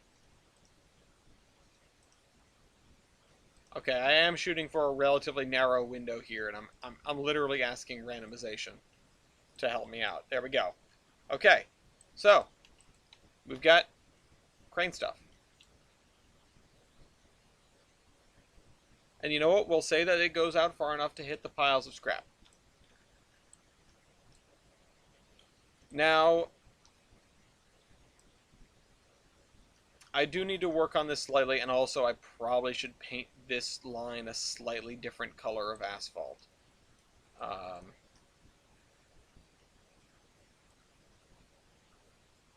That looks so bad. Alright, I take that back. How about this?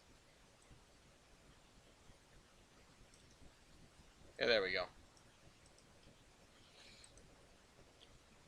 Okay.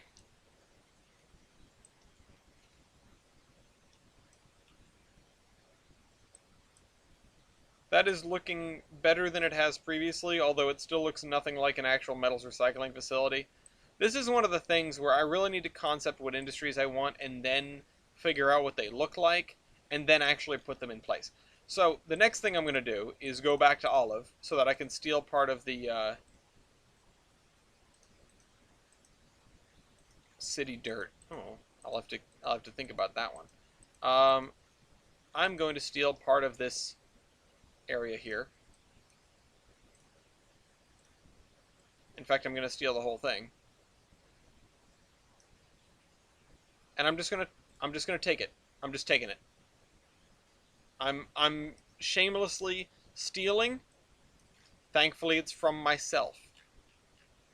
So now let's go somewhere where there's no anything, like let's say over here, and paste it down and figure out what to do with it. Oh crap! I've taken part of the town with me.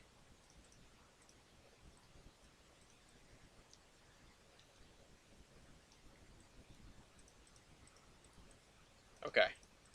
I didn't realize that wasn't one asset. Wow, it's been a while since I built that. Okay, so we're gonna try to slide some of this stuff over to make it fit in like the general shape that we're working with over there.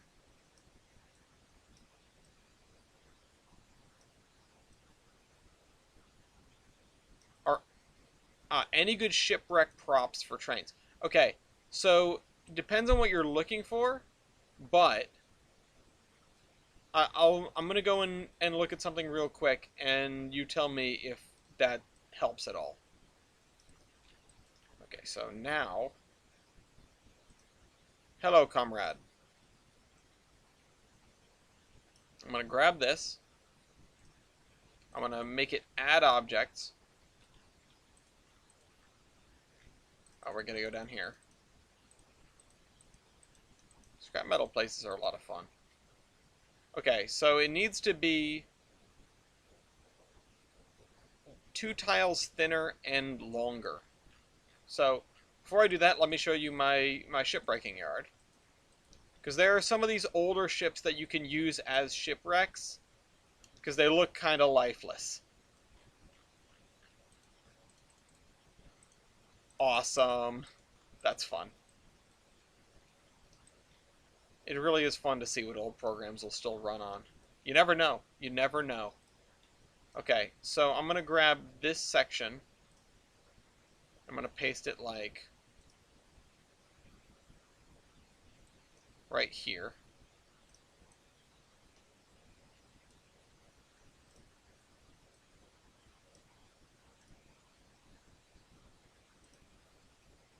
Oops. Spin that around.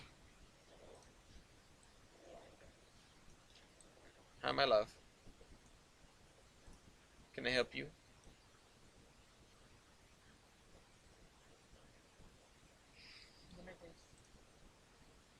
Yeah.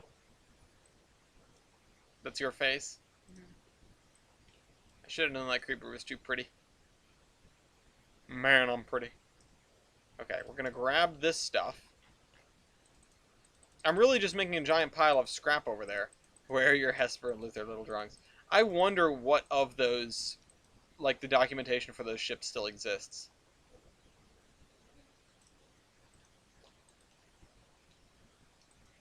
He's deprived. He is so deprived. He's neglected. He's sad. You know, I went to search my channel, the old name yesterday, and I couldn't find it. That's weird.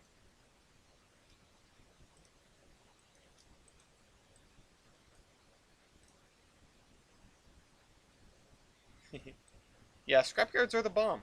They're really great. Oh, and I accidentally put some stuff on the other side of the fence here. That's fine. It's fine.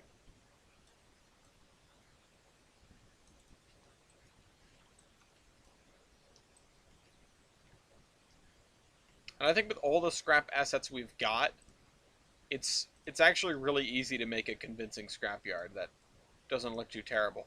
Although I want a dirtier ground cover for this. In fact, I think the ground cover I was previously using in Olive was pretty good for this, but I'm gonna grab something else just because.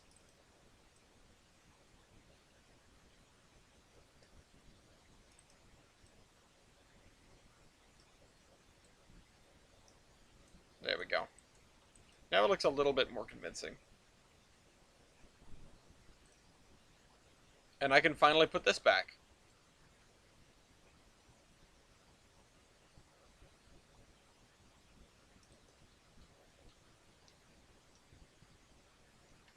Oh, you know what? I actually probably want to slide it down a little more so that it's... so it can access half the scrapyard.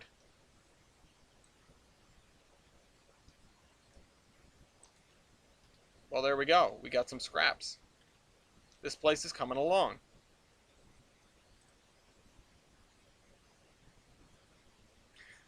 Oh, what, the attempted train on 11 on the FEMA boat? I'm gonna join your Discord right now. Can we possibly chat on Discord after the stream? I would like to, but I have way too many things to do this evening.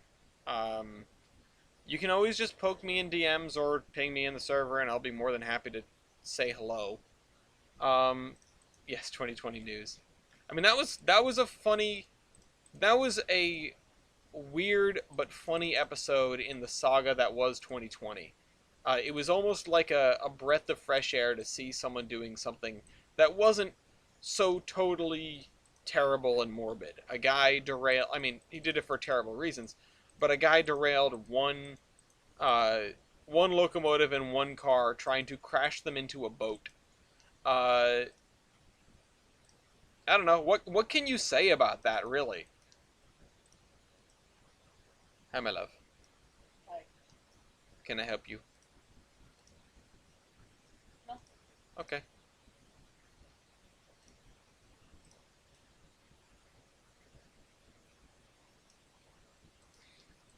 Why are you doing this?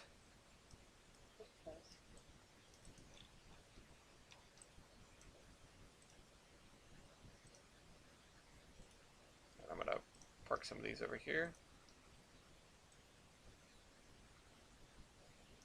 It's funny, I'd never known a Tyrese, and now I know two. Oh, I should be using the parked versions, huh? Because the other ones are just sort of floating. Let's get rid of those. So, I don't really feel like spending all the time setting these up properly, so I'm just going to leave a couple of them here, and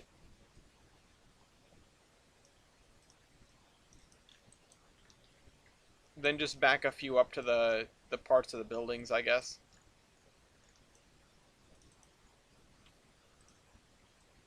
Just use the parked ones. It's not a problem. Hello, Mason. Okay. So, yeah, I can definitely do a bunch of these. I don't know what you guys necessarily think about that. Um, this building has about a zillion truck like ports, and I don't know why I would use more than a couple of them. So I'll come back to that later because I'm kind of uninterested in doing that right now. I really want to get more of this texturing stuff done because if we bridge this gap, if we fill in this hole right here, we are so close to being done. Um, I think the only things really left to do. So we're not going to be. This is a tough call because I don't know how much of this area I want to have done. I was kind of saying I'm not doing anything on that side of the rivers, but I just don't know.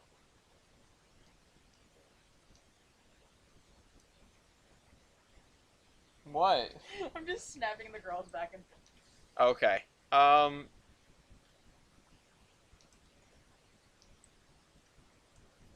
yeah, we're going to need some cleared area here probably.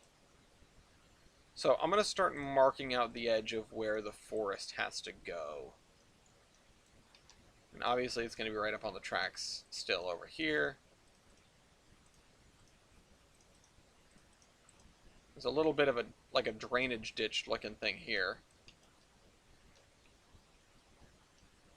which I don't know if I should make that a little swampy or what. So let's keep the grass out of there, just so that's a note to myself, note to my future self.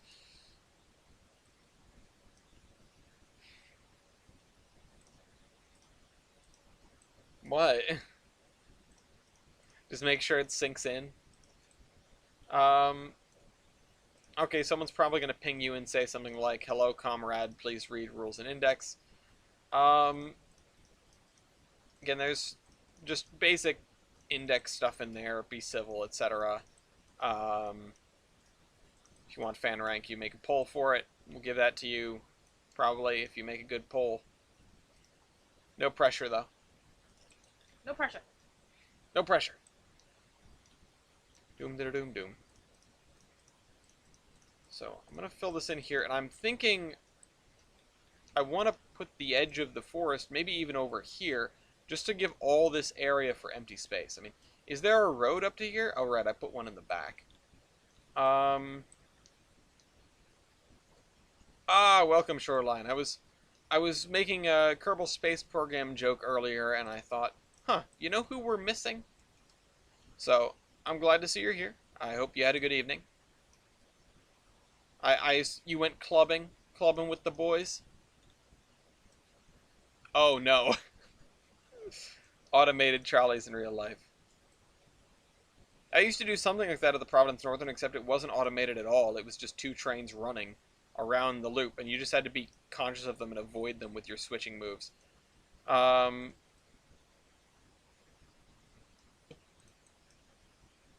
I mean, I feel like if you automate trolleys actually in real life, you've just made most airport people movers.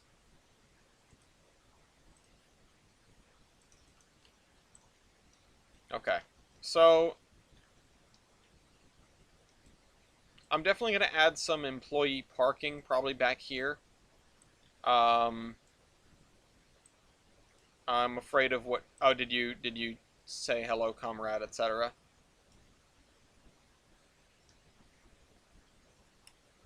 So,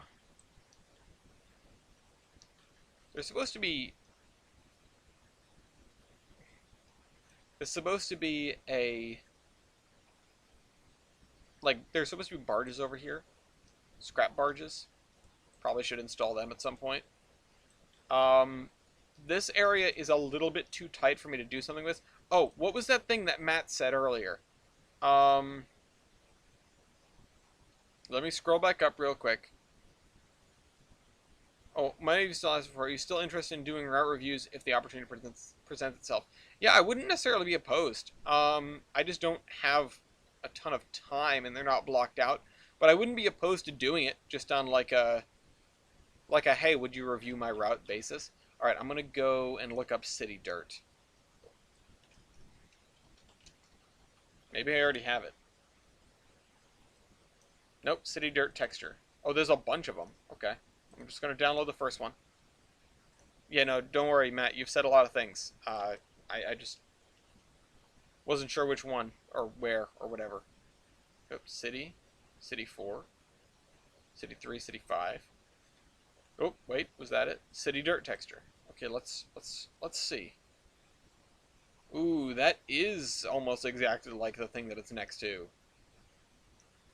What have we done tonight? I don't know, man. What have we done? Um, I will explain in just a moment. This is nice. Uh, Bacon Sayer.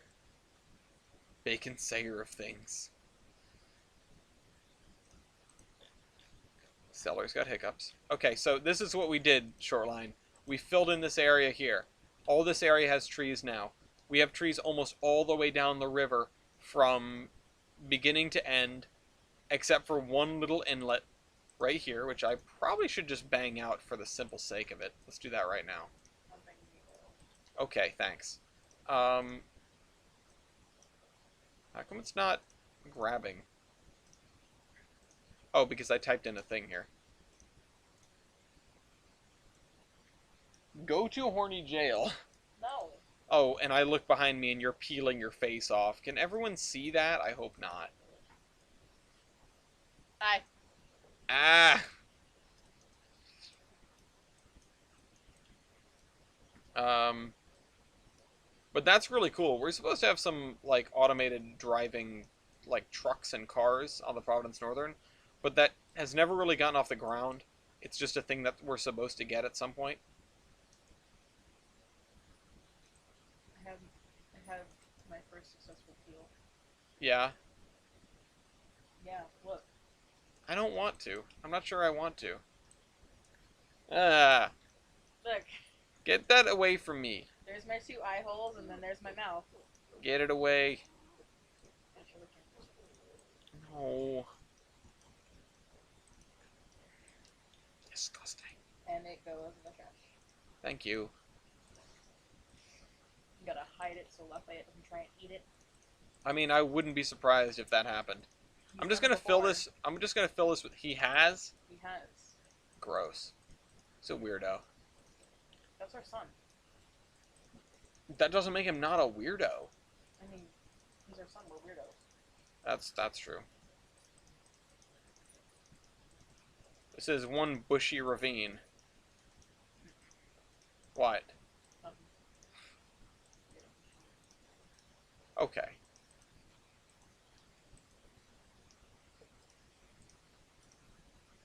Alright, let's get rid of that. We need to grab this kind of grass and spread it around down here.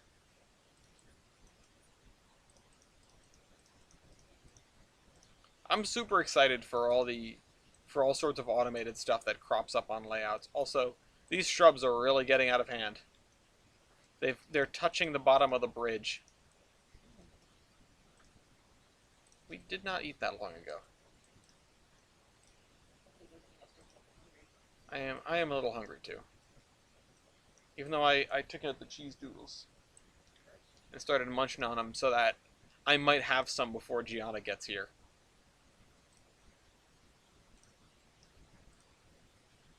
Alright, I need to... Okay. Put your face back on. I'm going to fill this in. I like how when there's like a couple of people in the chat, it's very much me and the people in the chat. And then the chat will hit a critical mass where it's just people talking to each other. And I like that, because I can just sort of chime in on an ongoing conversation instead of carrying it myself. But at the same time, it's important that I carry a conversation myself because, well, this is also supposed to be a VOD. So it's a video on demand, and I want people to feel included. I don't want there to be that much dead air. I don't want it to be just kind of quiet and contemplatory, where I'm just sitting here building a route quietly. I'm sure if people, if you want that, if that's what you want, just mute the video. There's no other sound. If you're not getting anything out of me talking, I totally understand. You can mute the video with a clear conscience. Lucius. So we get our drainage ditch here. It's already almost 9 o'clock. I guess I could spend some time working industries.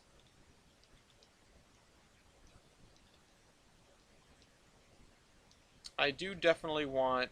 Yeah, so this green right here, this can signify the area that's going to have basically no trees. And I don't want it to be necessarily a straight line. I think I'm going to do this with it.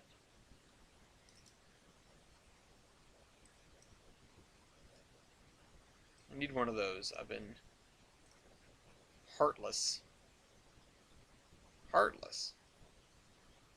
Oh god, I'm missing stuff. Go get Chainsaw Massacre. I recently pillaged the $5 movie bin at Walmart, which is one of the best things in invention. Just movies for cheap is one of the greatest things. Physical copies of movies is one of the greatest things, because you know what? If I want to be able to watch a movie if my internet goes down. I don't want to have to access a streaming service to watch a movie. So, I basically only get physical copies of stuff. Call me a weirdo all you want. I'm just old, okay? And So every time I go into Walmart, which is not very often because I don't really like to go to Walmart, I usually like to go to Target to pretend I have some semblance of class. But Walmart's open 24/7 and it's much closer than Target. There was a building that was going up nearby that we all really hoped was going to be a Target. It turned out to be a Market Basket, which is completely pointless for me because I live practically across the street from another supermarket. I was about to say Stop and Shop. There's a non-zero chance you guys have no idea what that is. So, you know. Uh, but I pilfer that movie bin. I found a copy of the original Space Jam, and by I found I mean Gloria found. I usually just try to dig a hole straight to the bottom because there are only a handful of movies in there usually, and the good ones get taken up, and so the bad ones float to the top, and the good ones end up at the bottom. This was not proven true when I found a copy of Space Jam at the bottom, or Gloria found one, because I'm digging my hole, and she comes over, and she looks in the hole, and she goes, Market Basket is a supermarket. Um, she looks in the hole, and she goes, is that Space Jam? And I go, what? She goes, I see Bugs Bunny. And for those who know the cover of Space Jam, why would you know the cover of Space Jam? For those who know the cover of Space Jam, Bugs Bunny is credited on the cover. It's Michael Jordan, Bugs Bunny, in the top corners, if I'm remembering right. And she goes, I see Bugs Bunny. And I went, what? And I look in there and I look at the bottom and I see the words Bugs Bunny, not like a picture of him, because that would indicate that it's, probably something else. But I recognize the cover. I see the words Bugs Bunny. I go, holy crap. And I dig it out and I go, Space Jam. And we add it to our pile of movies to take. I have not seen the new one. I know it was sort of like a meh, alright. But let's be honest, the original Space Jam isn't any good either. It it was never a good movie. It was never even pretending to be a good movie. It's it's funny, but it's funny to the level of like, haha, I'm watching Space Jam. Isn't that funny? You know? I don't know. That's really all I have to say about that. There was also a Blu-ray copy of James Bond of 007 Spectre in there, which was a total bamboozle because that thing was $35, so I immediately put it back. Uh, did not want to pay 35 bucks for a movie, didn't go to the $5 movie bin to pay 35 bucks for a movie, so I just put it back.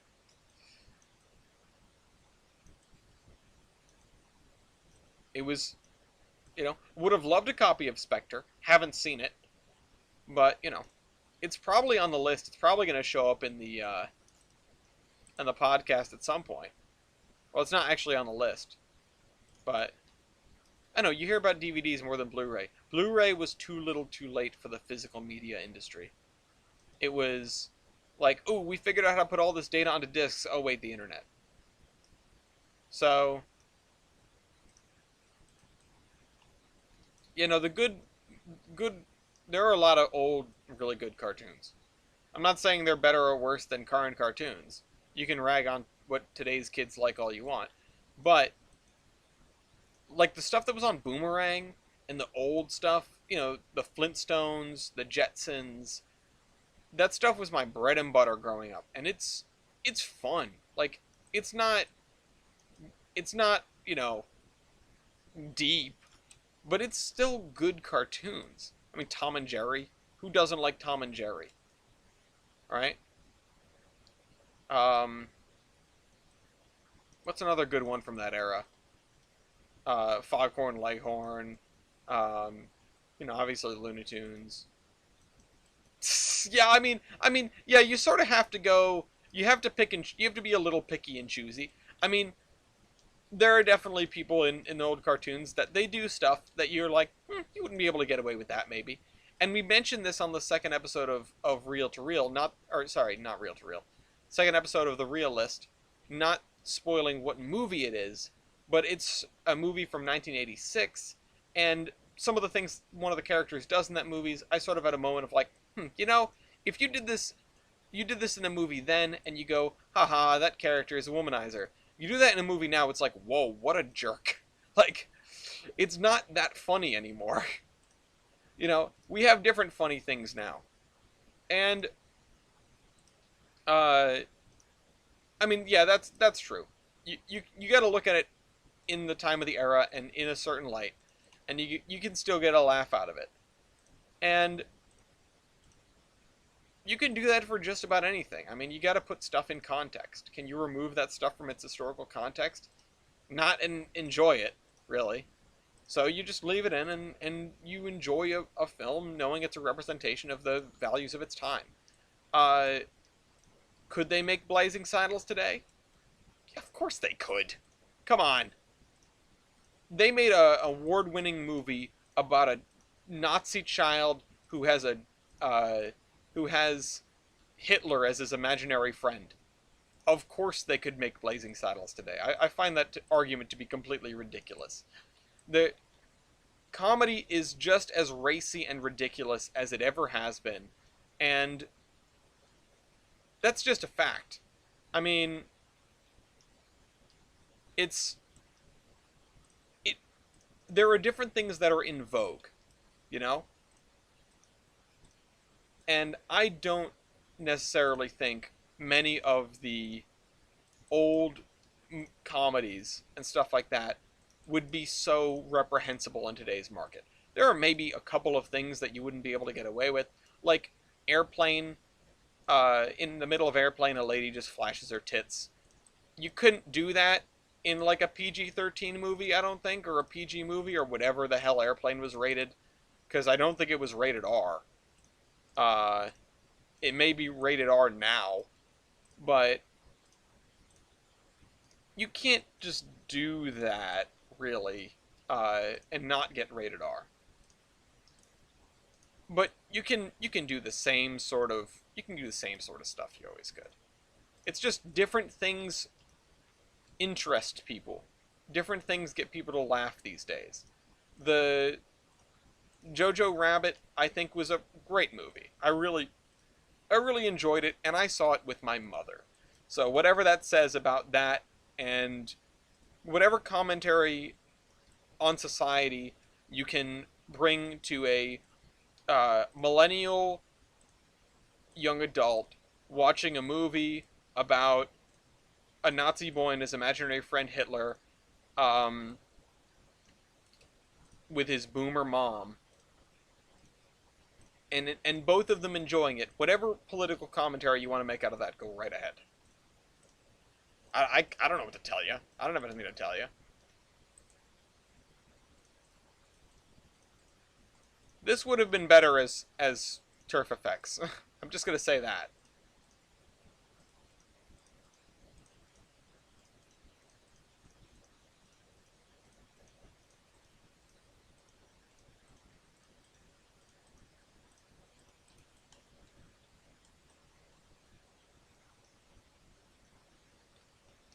Okay, we're filling this in. See you later. Uh, well, yeah, everybody knows that. I'm not saying that everyone in Germany was a Nazi, and I think the point of the movie is kind of that. But it, you know, it's a kid in the Hitler Youth. How else do you describe it? Uh, he snaps out of it eventually, especially because of him knowing and hiding a Jew. Kind of helps prejudices when you meet the people that you're prejudiced against and realize they're just people, uh, just different people. But yeah, no kidding. Not everybody was a Nazi. Not everybody, not everybody did. But for the purposes of the argument, there's really not a point to going through that. Uh, the purposes of my argument, the argument I'm trying to make has nothing to do with actual politics in Nazi Germany. It has everything to do with the movie Jojo Rabbit and the politics of the modern day. So, yeah, Certainly after the war, there were plenty of people who definitely were not Nazis, who tried to make it very clear that they were not and were never Nazis, whether or not they were. And the rest of them moved to Argentina. Anyway, um, I know I should have sort of peeled off. It's only 9:10. Time seems to be going by a little bit slowly today, and I'm not upset about that. Uh, I have other industries that I need to bang out, particularly the furniture and the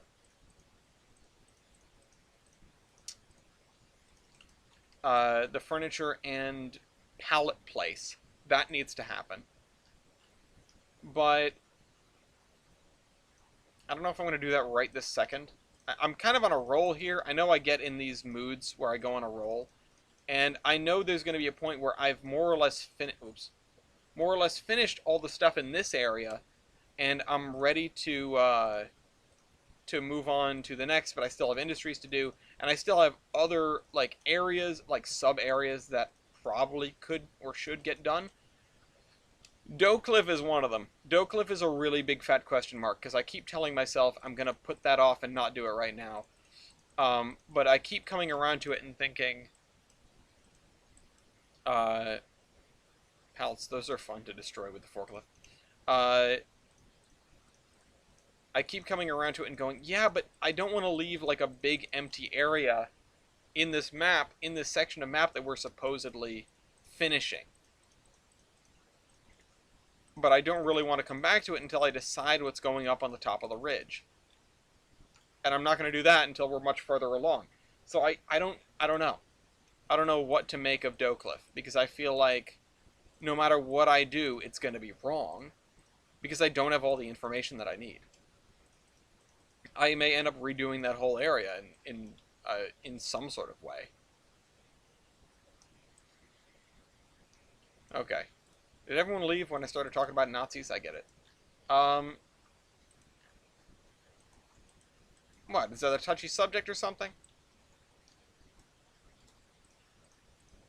No, I just need to get all this squared away. Um, I don't necessarily need to be doing the grass up here, honestly. I'm just trying to box in this.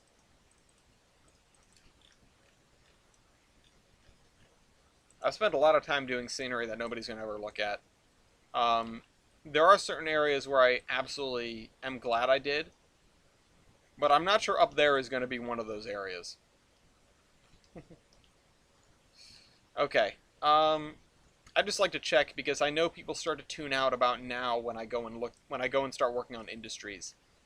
Um,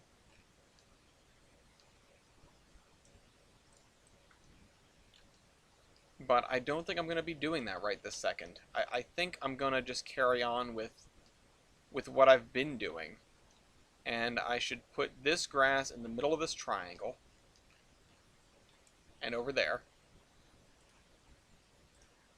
The more little holes I fill in, the more whole this area is going to look on the whole. Also, why did that guy go up? You saw that hopper move, right? That gondola move. I hope I wasn't hallucinating. I may have been hallucinating. Don't destroy pallets, though. I need those for my basement.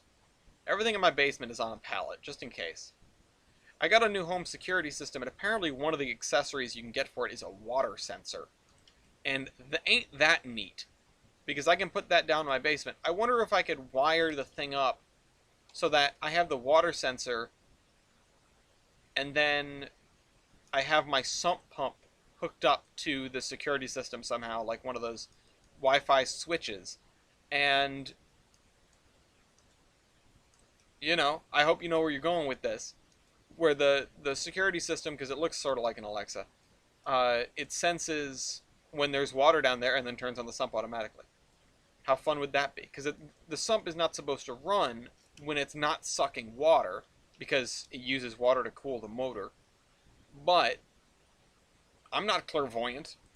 I don't know when there's water in my basement without looking at it. And if I'm looking at it and there's water down there, the water, there could be a lot.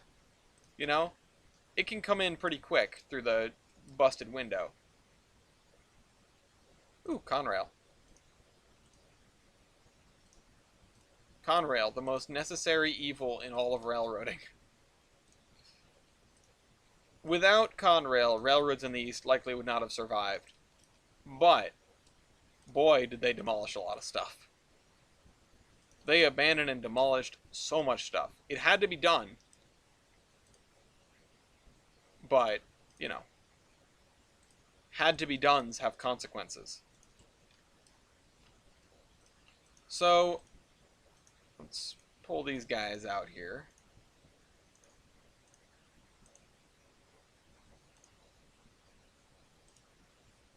Restore a Conrail trail van. I remember finding an MBTA truck in the back lot of the Seashore Trolley Museum and being like, "That's it. That's our car. We got to get that car." It's a rusted hulk basically. It's never moving again, but it looked really cool. So there's that. Again, another good place for turf effects. I don't know why I just don't do that more often. But there are only so many turf effects layers you can use, if I'm remembering right. Also, the LOD meshes are a little bit... They taper off kind of quickly, the level of detail for turf effects. Whereas that doesn't happen with splines at all, basically. Splines look more or less the same no matter how far away you are from them. So they have that advantage. But it's not much of an advantage considering how much of a performance impact they have so often. Okay. Let's see. I need the very small grass spline. Where did I last use it? I'm sure I used it over here somewhere. No, that's not it. That's not it. What is this? No, that's the same thing.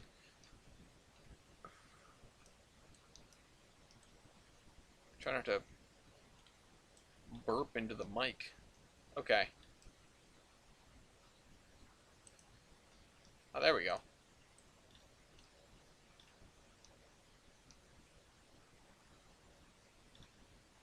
I need a just optimization update for trains.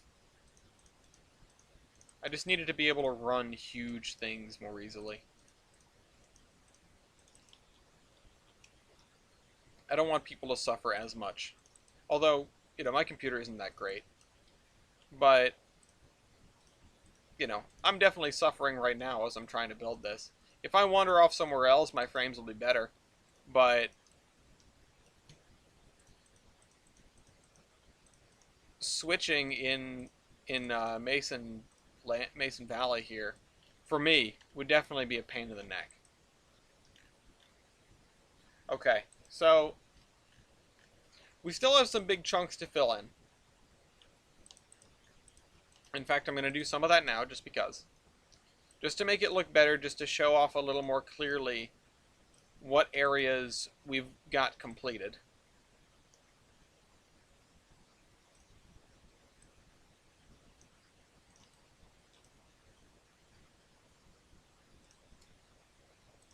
Oh crap, I didn't grab the textures.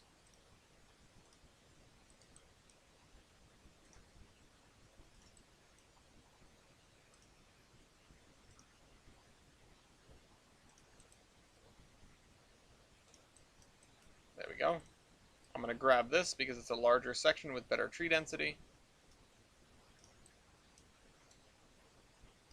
I remember pasting sections so large it would lag the game every time I pasted it. And part of that might just be an advantage that newer trains doesn't lag as much when you're pasting. But I also don't think I'm nearly as ambitious with my pasting as I used to be. I think that's entirely reasonable. I used to definitely pick bigger swaths, and now I'm just not, I'm not the paster I used to be. Ooh, there's a little bit of lag. Gave me a little bit there, another little bit there. It's more when I'm deleting objects at the same time. This is definitely the biggest chunk that I've tried to do in a while, and I sincerely hope the game does not crash.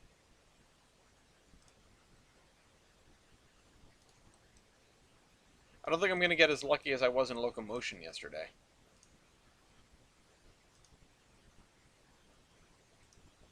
How miraculous was that for the people who have seen it? And I would never have known if I didn't just happen to notice it, and they would all be gone.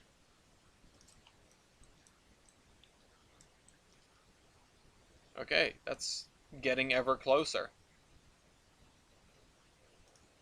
Let's just get over this line a little bit. You know, I was watching a video earlier today about a about poker tournaments and that sort of thing.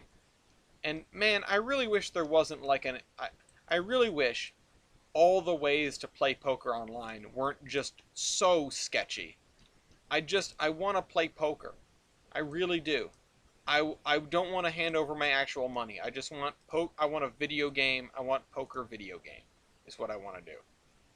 And that's why I was so happy when they released the casino in in GTA, because it was suddenly like, oh, I can go to the casino in GTA. I don't need to ever worry about going to a real casino and spending real money. I can go to the casino in GTA. But they only had like 2 table games. I mean, they have blackjack, which is great. I love me some blackjack. But I want to play 5 card Texas Hold'em poker, just as it is, as it would be at the World Series of Poker. I don't want to pretend like I'm actually at the World Series of Poker, because that's way too much stress on my poor old heart. But I wouldn't mind playing the game.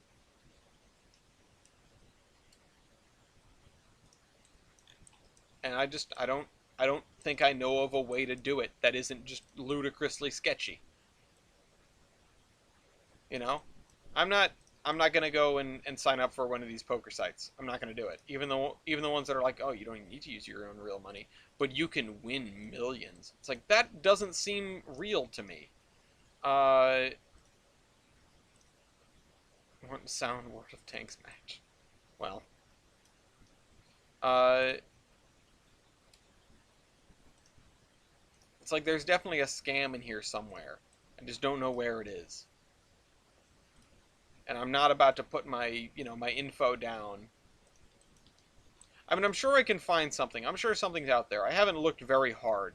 It's just every time I think about looking, I'm reminded that it makes no sense that you just can't find something.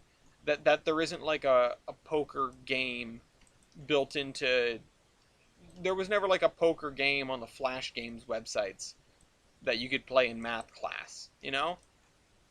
At least not one that I had found. Maybe the card games back then just looked too boring to me and I never clicked on them. But I don't remember there ever being one. And you'd think that like Microsoft games, which don't really come with computers anymore, you'd think that all of that, like there'd be a poker game in there somewhere. But you know what? Maybe what I really want to do is just have it in tabletop sim, because I want to do it with my friends. I want to play poker with my friends.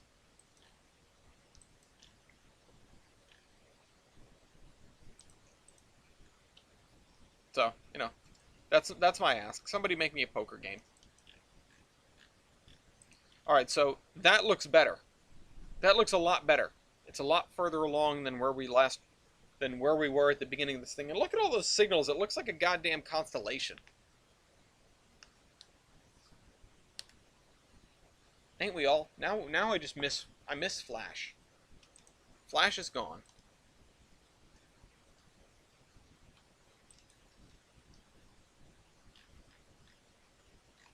God damn it. There's missing votes in here. But that doesn't really matter. Man, part of me wants to run a train along this so bad.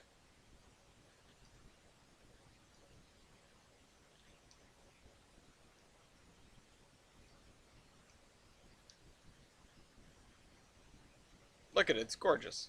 Sorry, I'm just like staring at my own creation and I'm happy about it. Let me just like scoot along on the railhead level and just feel the lag from all the trees and splines. It's gorgeous. My computer's making unhappy sounds.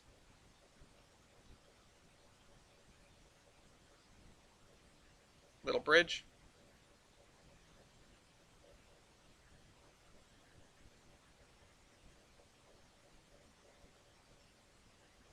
Embankment, cut, dough cliff. The bridge is right above us. Or west dough cliff, rather. Love that little encampment. Bigger bridge. Here's the trolley line and road into this area with more shrubberies. There's the trolley line again. There's the turnoff for the dock back there. And there's the tall bridge. Okay. Say Elvis train set? Awesome. Okay. So, cool. Alright. I guess that means it's time to go do some industries then. Everyone's favorite part of the show. So, where's my spreadsheet? There it is. Let me turn this on and this off. Okay, industries. What are we missing? Cork and Sons furniture is kind of the number one. The forestry and the transload are up there, and the other stuff by the forestry. Let's go bang out the forestry really quick, because that's an easy one.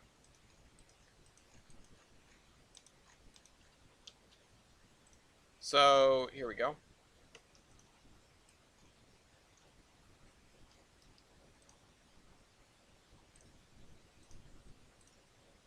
I should be looking up things when I go to make industries. So, OB, Olive Branch Forestry. I think that's it. I think the notation for Olive Branch is just OB, right? Yeah. So OB Forestry. That's it. Although there are a bunch of things here. So OB Forestry, logs,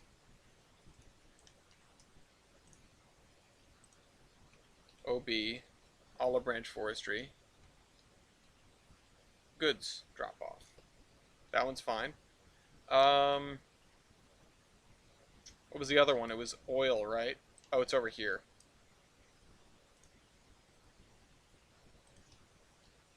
OB, Olive Branch Forestry.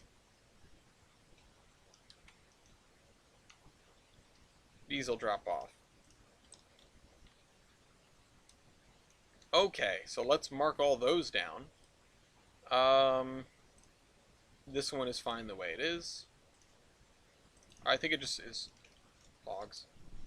Down here, Olive Branch Forestry. Diesel drop off. Olive Branch Forestry.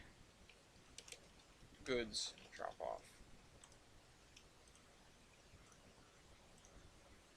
Okay, so that's this area. I mean, not done. I need to check the other things here. So you are supposed to take in a carload of diesel. Really quick, let's change you to items, which it's still 1-to-1.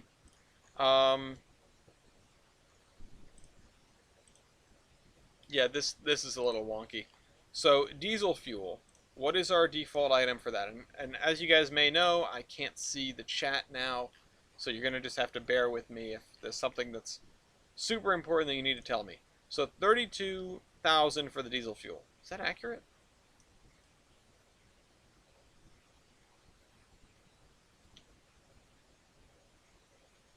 Yes, this is not a preferred.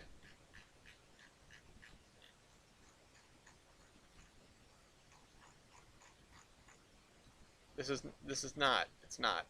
Hold on. I need to paste the format here. Because these... You know what? Actually, I take that back. Here's what we're going to do. The crude oil...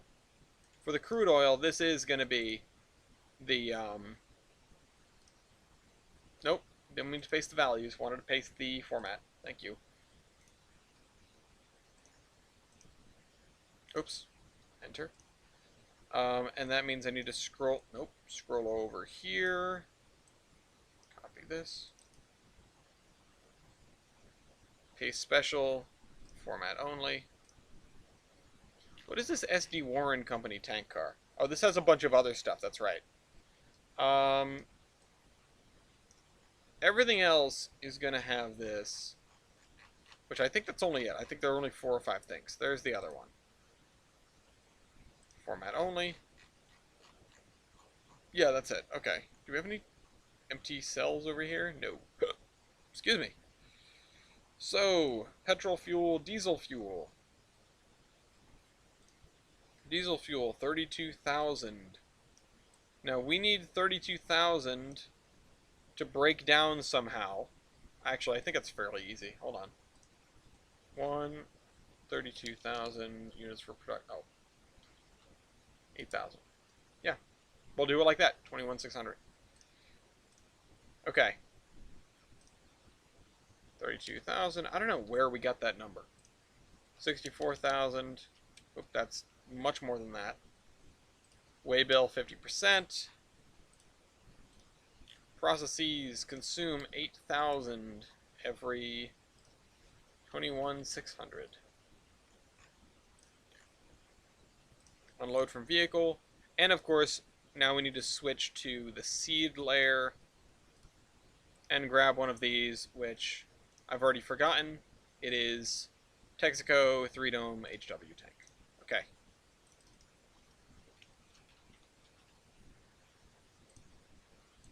Put that guy right there. Alright, next is the general goods. It looks like this one's all sorts of messed up. So, first things first, we need items. Second things second, we need 40 items. Right? These general goods are the 40 carload, or is it the 16? I always get that confused. Every week I get it confused. General goods. Crate. 40. Yes. We're going to set that to 80. Waybills 50%. Tracks. Unload from vehicle. Processes.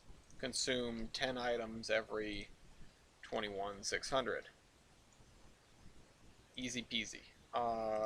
Grab the... Nope. Close enough. Let's just scroll down to the NKP one that we've been using. Right there. Throw it down. You don't need to have a load or anything. You're just going to be on the seed layer. Okay.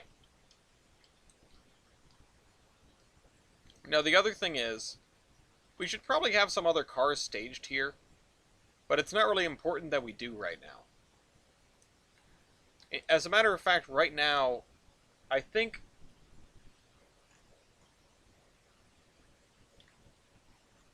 So there's a maximum that we can pump out of this, but it's a lot.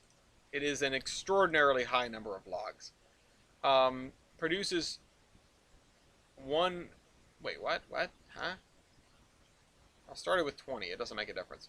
Produces one log every 30 seconds. If it produces one log every 30 seconds...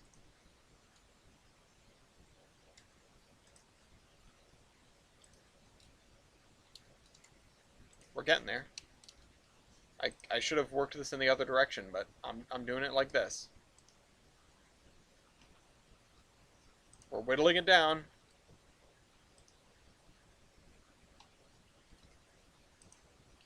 Even 2,000? No.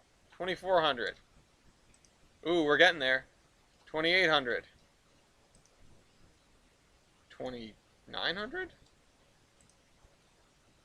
2,880. There it is. I should have known, but there it is, 2,880. So it can produce 2,880 logs per day. I'm pretty sure that's already set out here.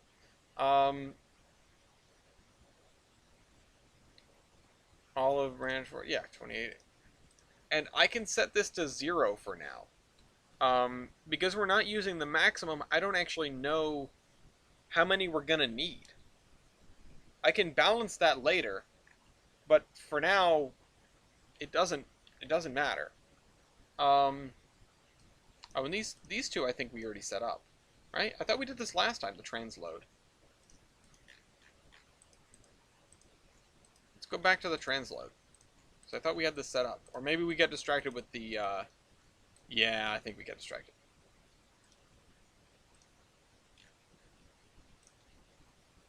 Yeah. Yep. Yep. Didn't finish this. Okay, it's going to be the same thing as the other one. That's 3,200. This is going to be 64. That. Oops. Not even 100. It's 1,000. Weight bill 50%. Unload from vehicle. Processes. Consume 8,000. Every 1/4 of a day. 21,600. Okay. And you. Size 100. Start with 50. Tracks. Load into vehicle. Processes. Yeah, so this one is done. This one's good. We just never marked that one off. We also didn't, yeah, we also didn't seed this area.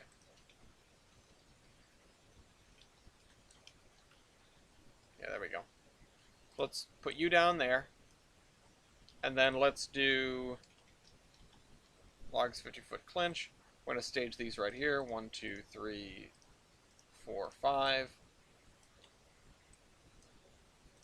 And they're actually already going to be full because this is an outbound loaded train.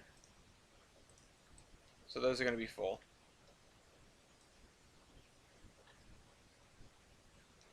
Now that's empty. Okay, so these are good. Mark that off.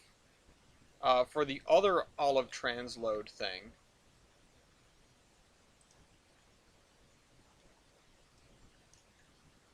wait, what? Oh, did we rename it?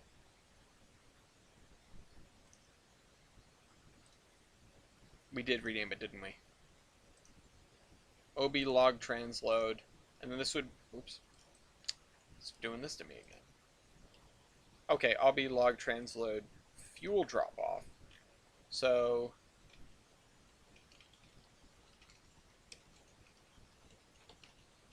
it's got to be perfect. Okay, and that, nope, it's going to be 32,000. 32,000. It's just a flat industry. It doesn't do anything to anything else. Goods in crate. Oh, it's supposed to be. It was supposed to be 80. Oh, that's interesting. Well, this is what it is now. It's just 40. It's one boxcar. This is also 32,000.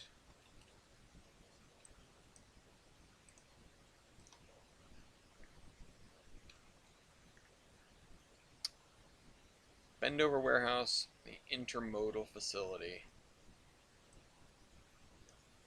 Those are two that have to get done. The pulp mill also has to get done. But I'm not sure what else we can really do to the pulp mill. I mean, let's see if we can just bang that one out. Because I mean, it's fairly straightforward. Consumes wood chips and produces general goods. I mean, what can you say? Consumes wood chips. We established with this a rate of logs to wood chips. 4 logs go in, and 10,000 wood chips come out. So this is 2 logs worth of wood chips, presumably. Wait, because this makes... Hold on, let me double check. Yeah. It's 2 logs worth of wood chips to make 1 general goods. I mean, does that seem right to you? It seems okay to me. So I think we're going to stick with this ratio. So, OL Olive Pulp Mill. We've renamed it. That's the first hurdle. Reset. Otherwise, yeah. I mean, this is just going to stay the same. Although I am going to leave this one as yellow so that I know it can change. Although that should probably be a different color, because yellow currently means I need to check it. Let's see, where was that? Olive pulp mill. Yeah, reset that. It's gonna take in wood chips.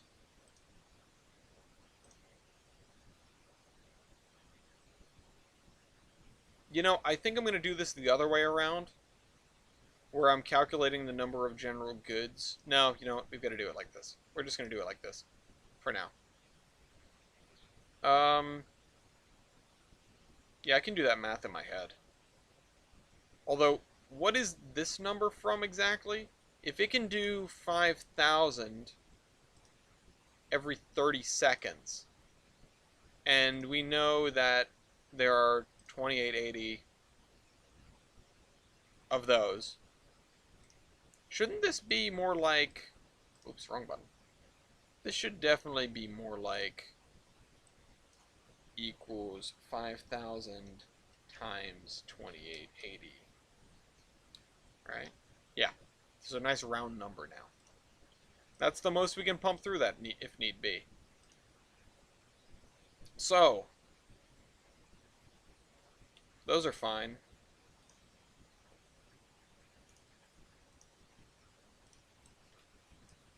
Did I fix it? Yes. What did we do over here? This is OLGER Coaling Tower because it's a facility. What about the VMR one? Right? Because I labeled facilities as something different. Let me just check on the chat real quick. It's usually 6 to 1. Well, I don't know if that's a ton. I just know 5,000 is 5,000. Um,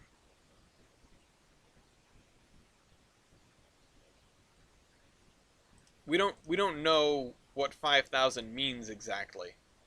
We could probably figure it out. I mean, we could figure out how many tons of wood chips a hopper usually carries. You know? But I don't know. I can change those ratios on the fly pretty much. So, okay, consumes every 30 seconds coal. I'm not worried about the commodities here. What I am concerned about is the name. So, facilities. Ah, it's the same as signals. Wait a minute. Town, oh yeah, railroad and then town. Nope, that's backwards. I definitely did it backwards over here then. What the heck? Railroad and then town.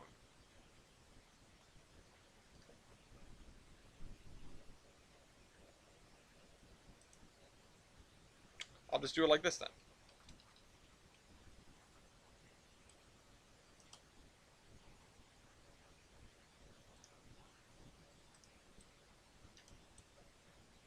I think the location's more important. OL, VMR, Olive Coaling Tower. Okay, so let's throw that back into here. And the other one is called what? Oh. Okay, VMR, Olive Coaling Tower. Okay, so that's set up. Currently, yeah, that's fine. I think. Is it the same as this one? It should be the same as this one. No, wait a minute. Wait a cotton pick a minute. So this produces 12, consumes 12. Oh. I don't understand exactly how that works, but I'm just going to do the same thing over here. I assume it does nothing, honestly. I figured it would...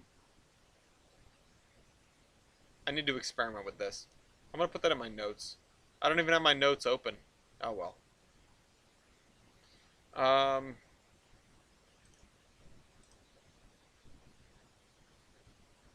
I'm just going to do this. I'm just going to do that. Why not?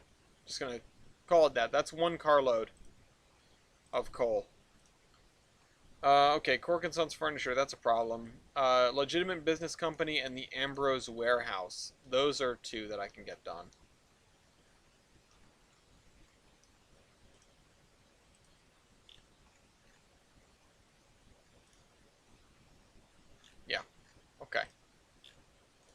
Products.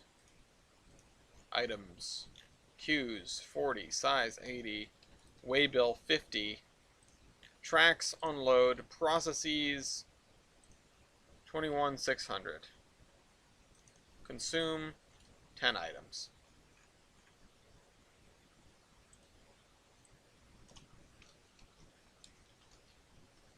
Okay. I'm going to get rid of siding there. I'm just going to change this to legitimate business company. I'm going to mark this as fine.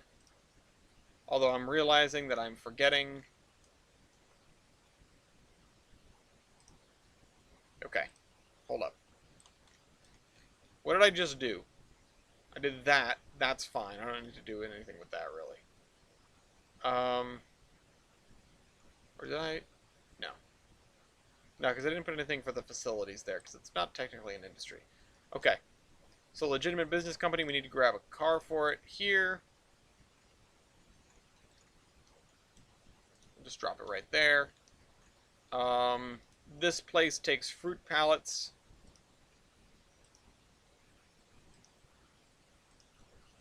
OL, VO, Ambrose, Warehouse. We may have more of these somewhere else. Fruit pallet, 69 units, nice. I'm going to set this to items, of course. What is one carload of fruit pallets?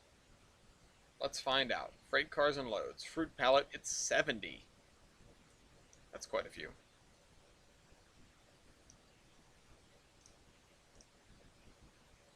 So, 70. Well, that's why it was 69. It was almost 70. Size 140. Waybill 50%. I don't know why this is in Q2. It's a screw up I made earlier, presumably. So, how to consume 70? Oh, well, maybe I can break the day into sevenths.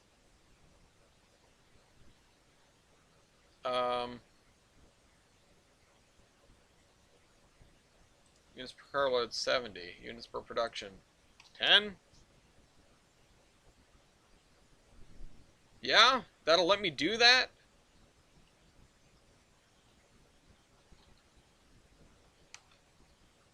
Is this being rounded? It is being rounded.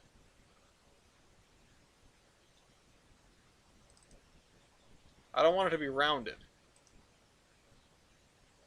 I want to make sure that it's spot on. Why am I rounding this?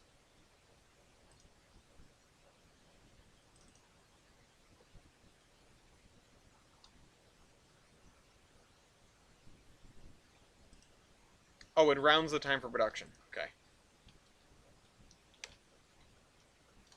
But I feel like it should be going wrong here somewhere. Like, it shouldn't just let me do this. There definitely is something messy with my system here. Oh, that's why I have this as my check.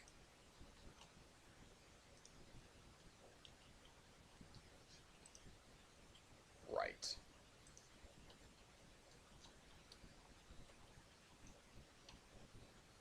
Right. Okay, so it's not quite good. 43,200. Yeah, so that'll do it perfectly, but we can't do that. What about 5? 6171. No. Come on. 2? 2469. Damn it. What if just 1? No, we already found out that won't work. Okay. This is a problem. And we can't do... What did I do for the other place? How did I make that work?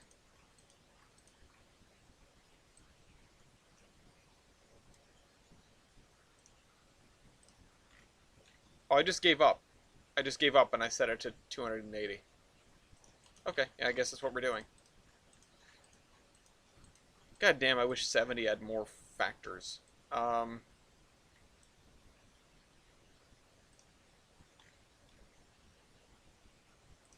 Maybe we just bite the bullet and do 1, 2, 3, 4, or whatever the closest I can get is. 2, 4, 6. Oh, Oops, 2469.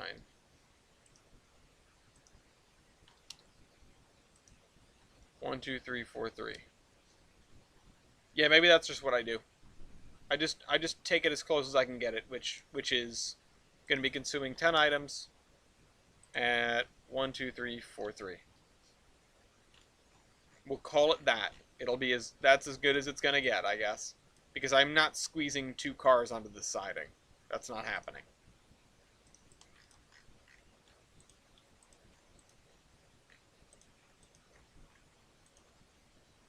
Let's see. Grab you. No. And drop you over here. Okay, so there's 2 more that are in and seated. That's always good. It's just the VO Ambrose warehouse. It takes 70.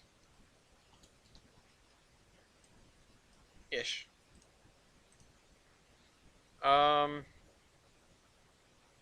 So what's next? Cork and Sons, Back of the Bay, Pudon Manufacturing, Bendover Warehouse, Olive Intermodal. Well, I can probably bang out the intermodal facility really quick. This shouldn't be that hard because it's just 40. In fact, yeah. These may be correct as is. Because... Oh, it's not. It's not at all. Okay. Items. 10 items. Production. Consume 1. 8640. Is that 1/10?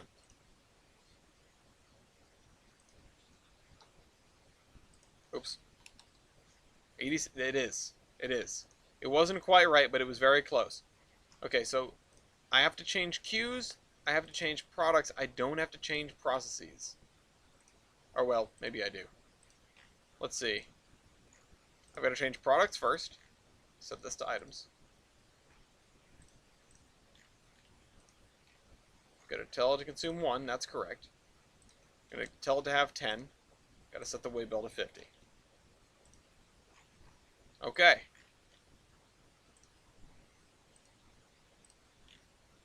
Intermodal track 3. That's 3 out of 4. Let's see. We've got items on the board. We've got 10 items of trailers.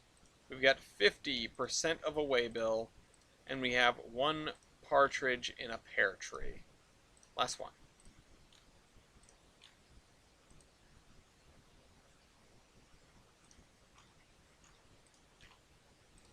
Okay. Items. 10 items. 50. Nope, that's 20. That says 20. That's not 50. 50% waybill. Still no clue what the waybill actually does.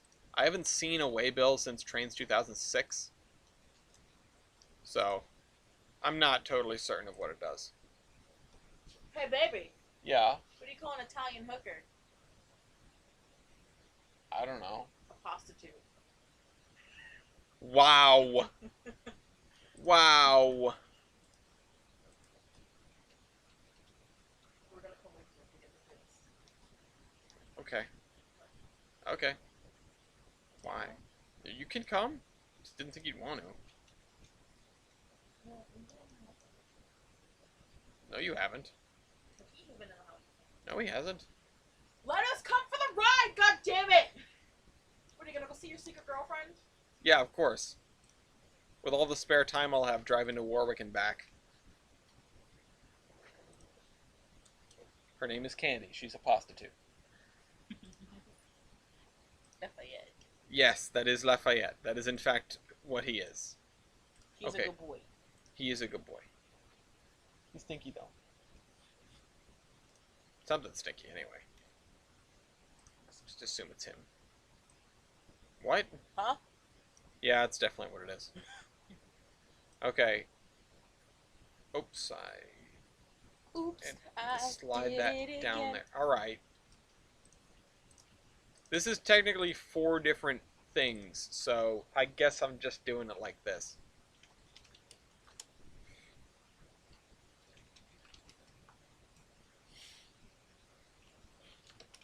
You hit F2 to just jump into the line like that without clicking. And then all of these need to be set to 10. 101. Yeah, that'll do it.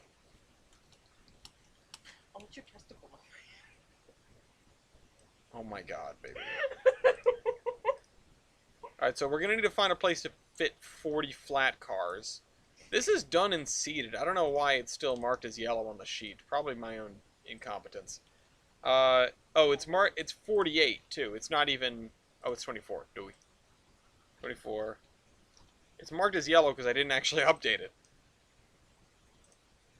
Can you stop? But you have like 3 minutes left. I can bug you. I have a sword. And I have a dog. What's he gonna do? Lick me to death? He's gonna hump me to death. Stop! Let me touch you. Stop groping me on camera. You're gonna get me kicked off YouTube for sexual content. Okay. Hope nobody's here that had to bear witness to this. Yeah, it's a TOFC facility. You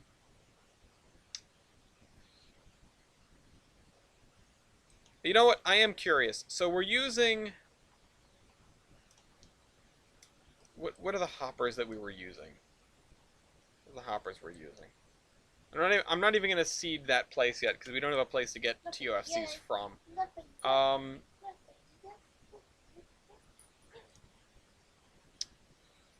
Let's see. Why? Just put him on the floor. He doesn't want to be on the floor.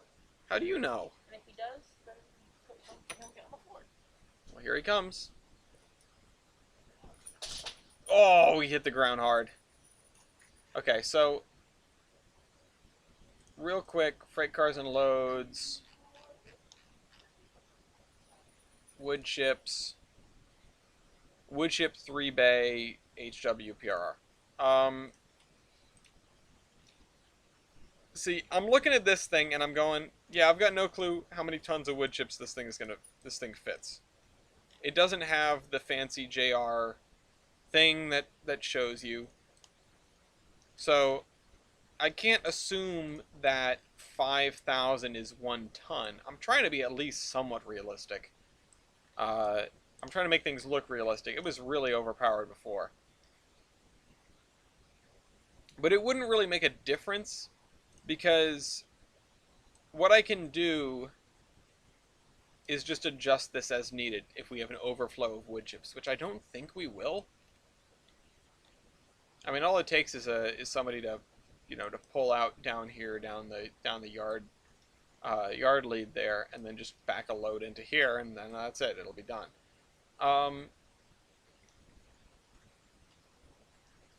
For now, I think I'll throw down the cars just for completionist's sake, I guess. So, let's see, where was it? Trailer on flat car or trailer Frohauf.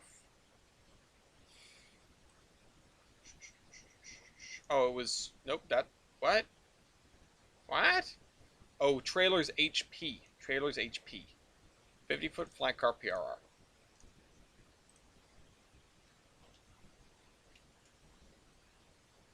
If I can just stack 10 of these in each of these. 1, 2, 3, 4, 5, 6, 7, 8, 9, 10. These shouldn't really start here, but I'm putting these here just for simplicity's sake.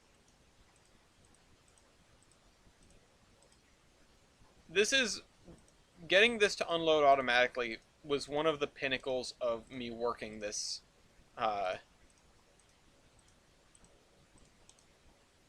thing, or at least to sort it out, because that's what I had. I had the train come down from the mountains loaded with trailers, and the train took them and parked them in here and unloaded them. So, that was good. Now, I wouldn't really want to try pulling a flat car off of the last car here. I would say maybe I would want to do 3 at a time. And honestly, I kind of wish these were all bundled together, because then it wouldn't matter which dock you unloaded trailers at. But, well, whatever. This is what we're doing.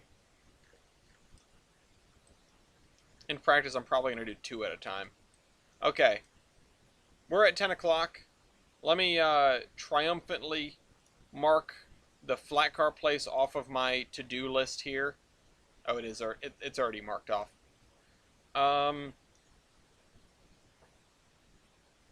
Wait, what? This accepts lumber 8 foot? Since when? Let me... Hold on. Did I really do that? I didn't think I had a plan for using lumber 8 foot. Oh, so it does. Okay. That's not really what I expected. I wasn't planning on doing lumber 8 foot. Okay, well, you know, this is treating log as making lumber 8 foot. I don't really want to use this that much, and I think I'm gonna end up significantly upping the amount of lumber that gets treated in general. Um, but I probably will only have this accept one thing of lumber, if any at all. I'll be changing this up at some point. Anyway, I hope you guys enjoyed this episode.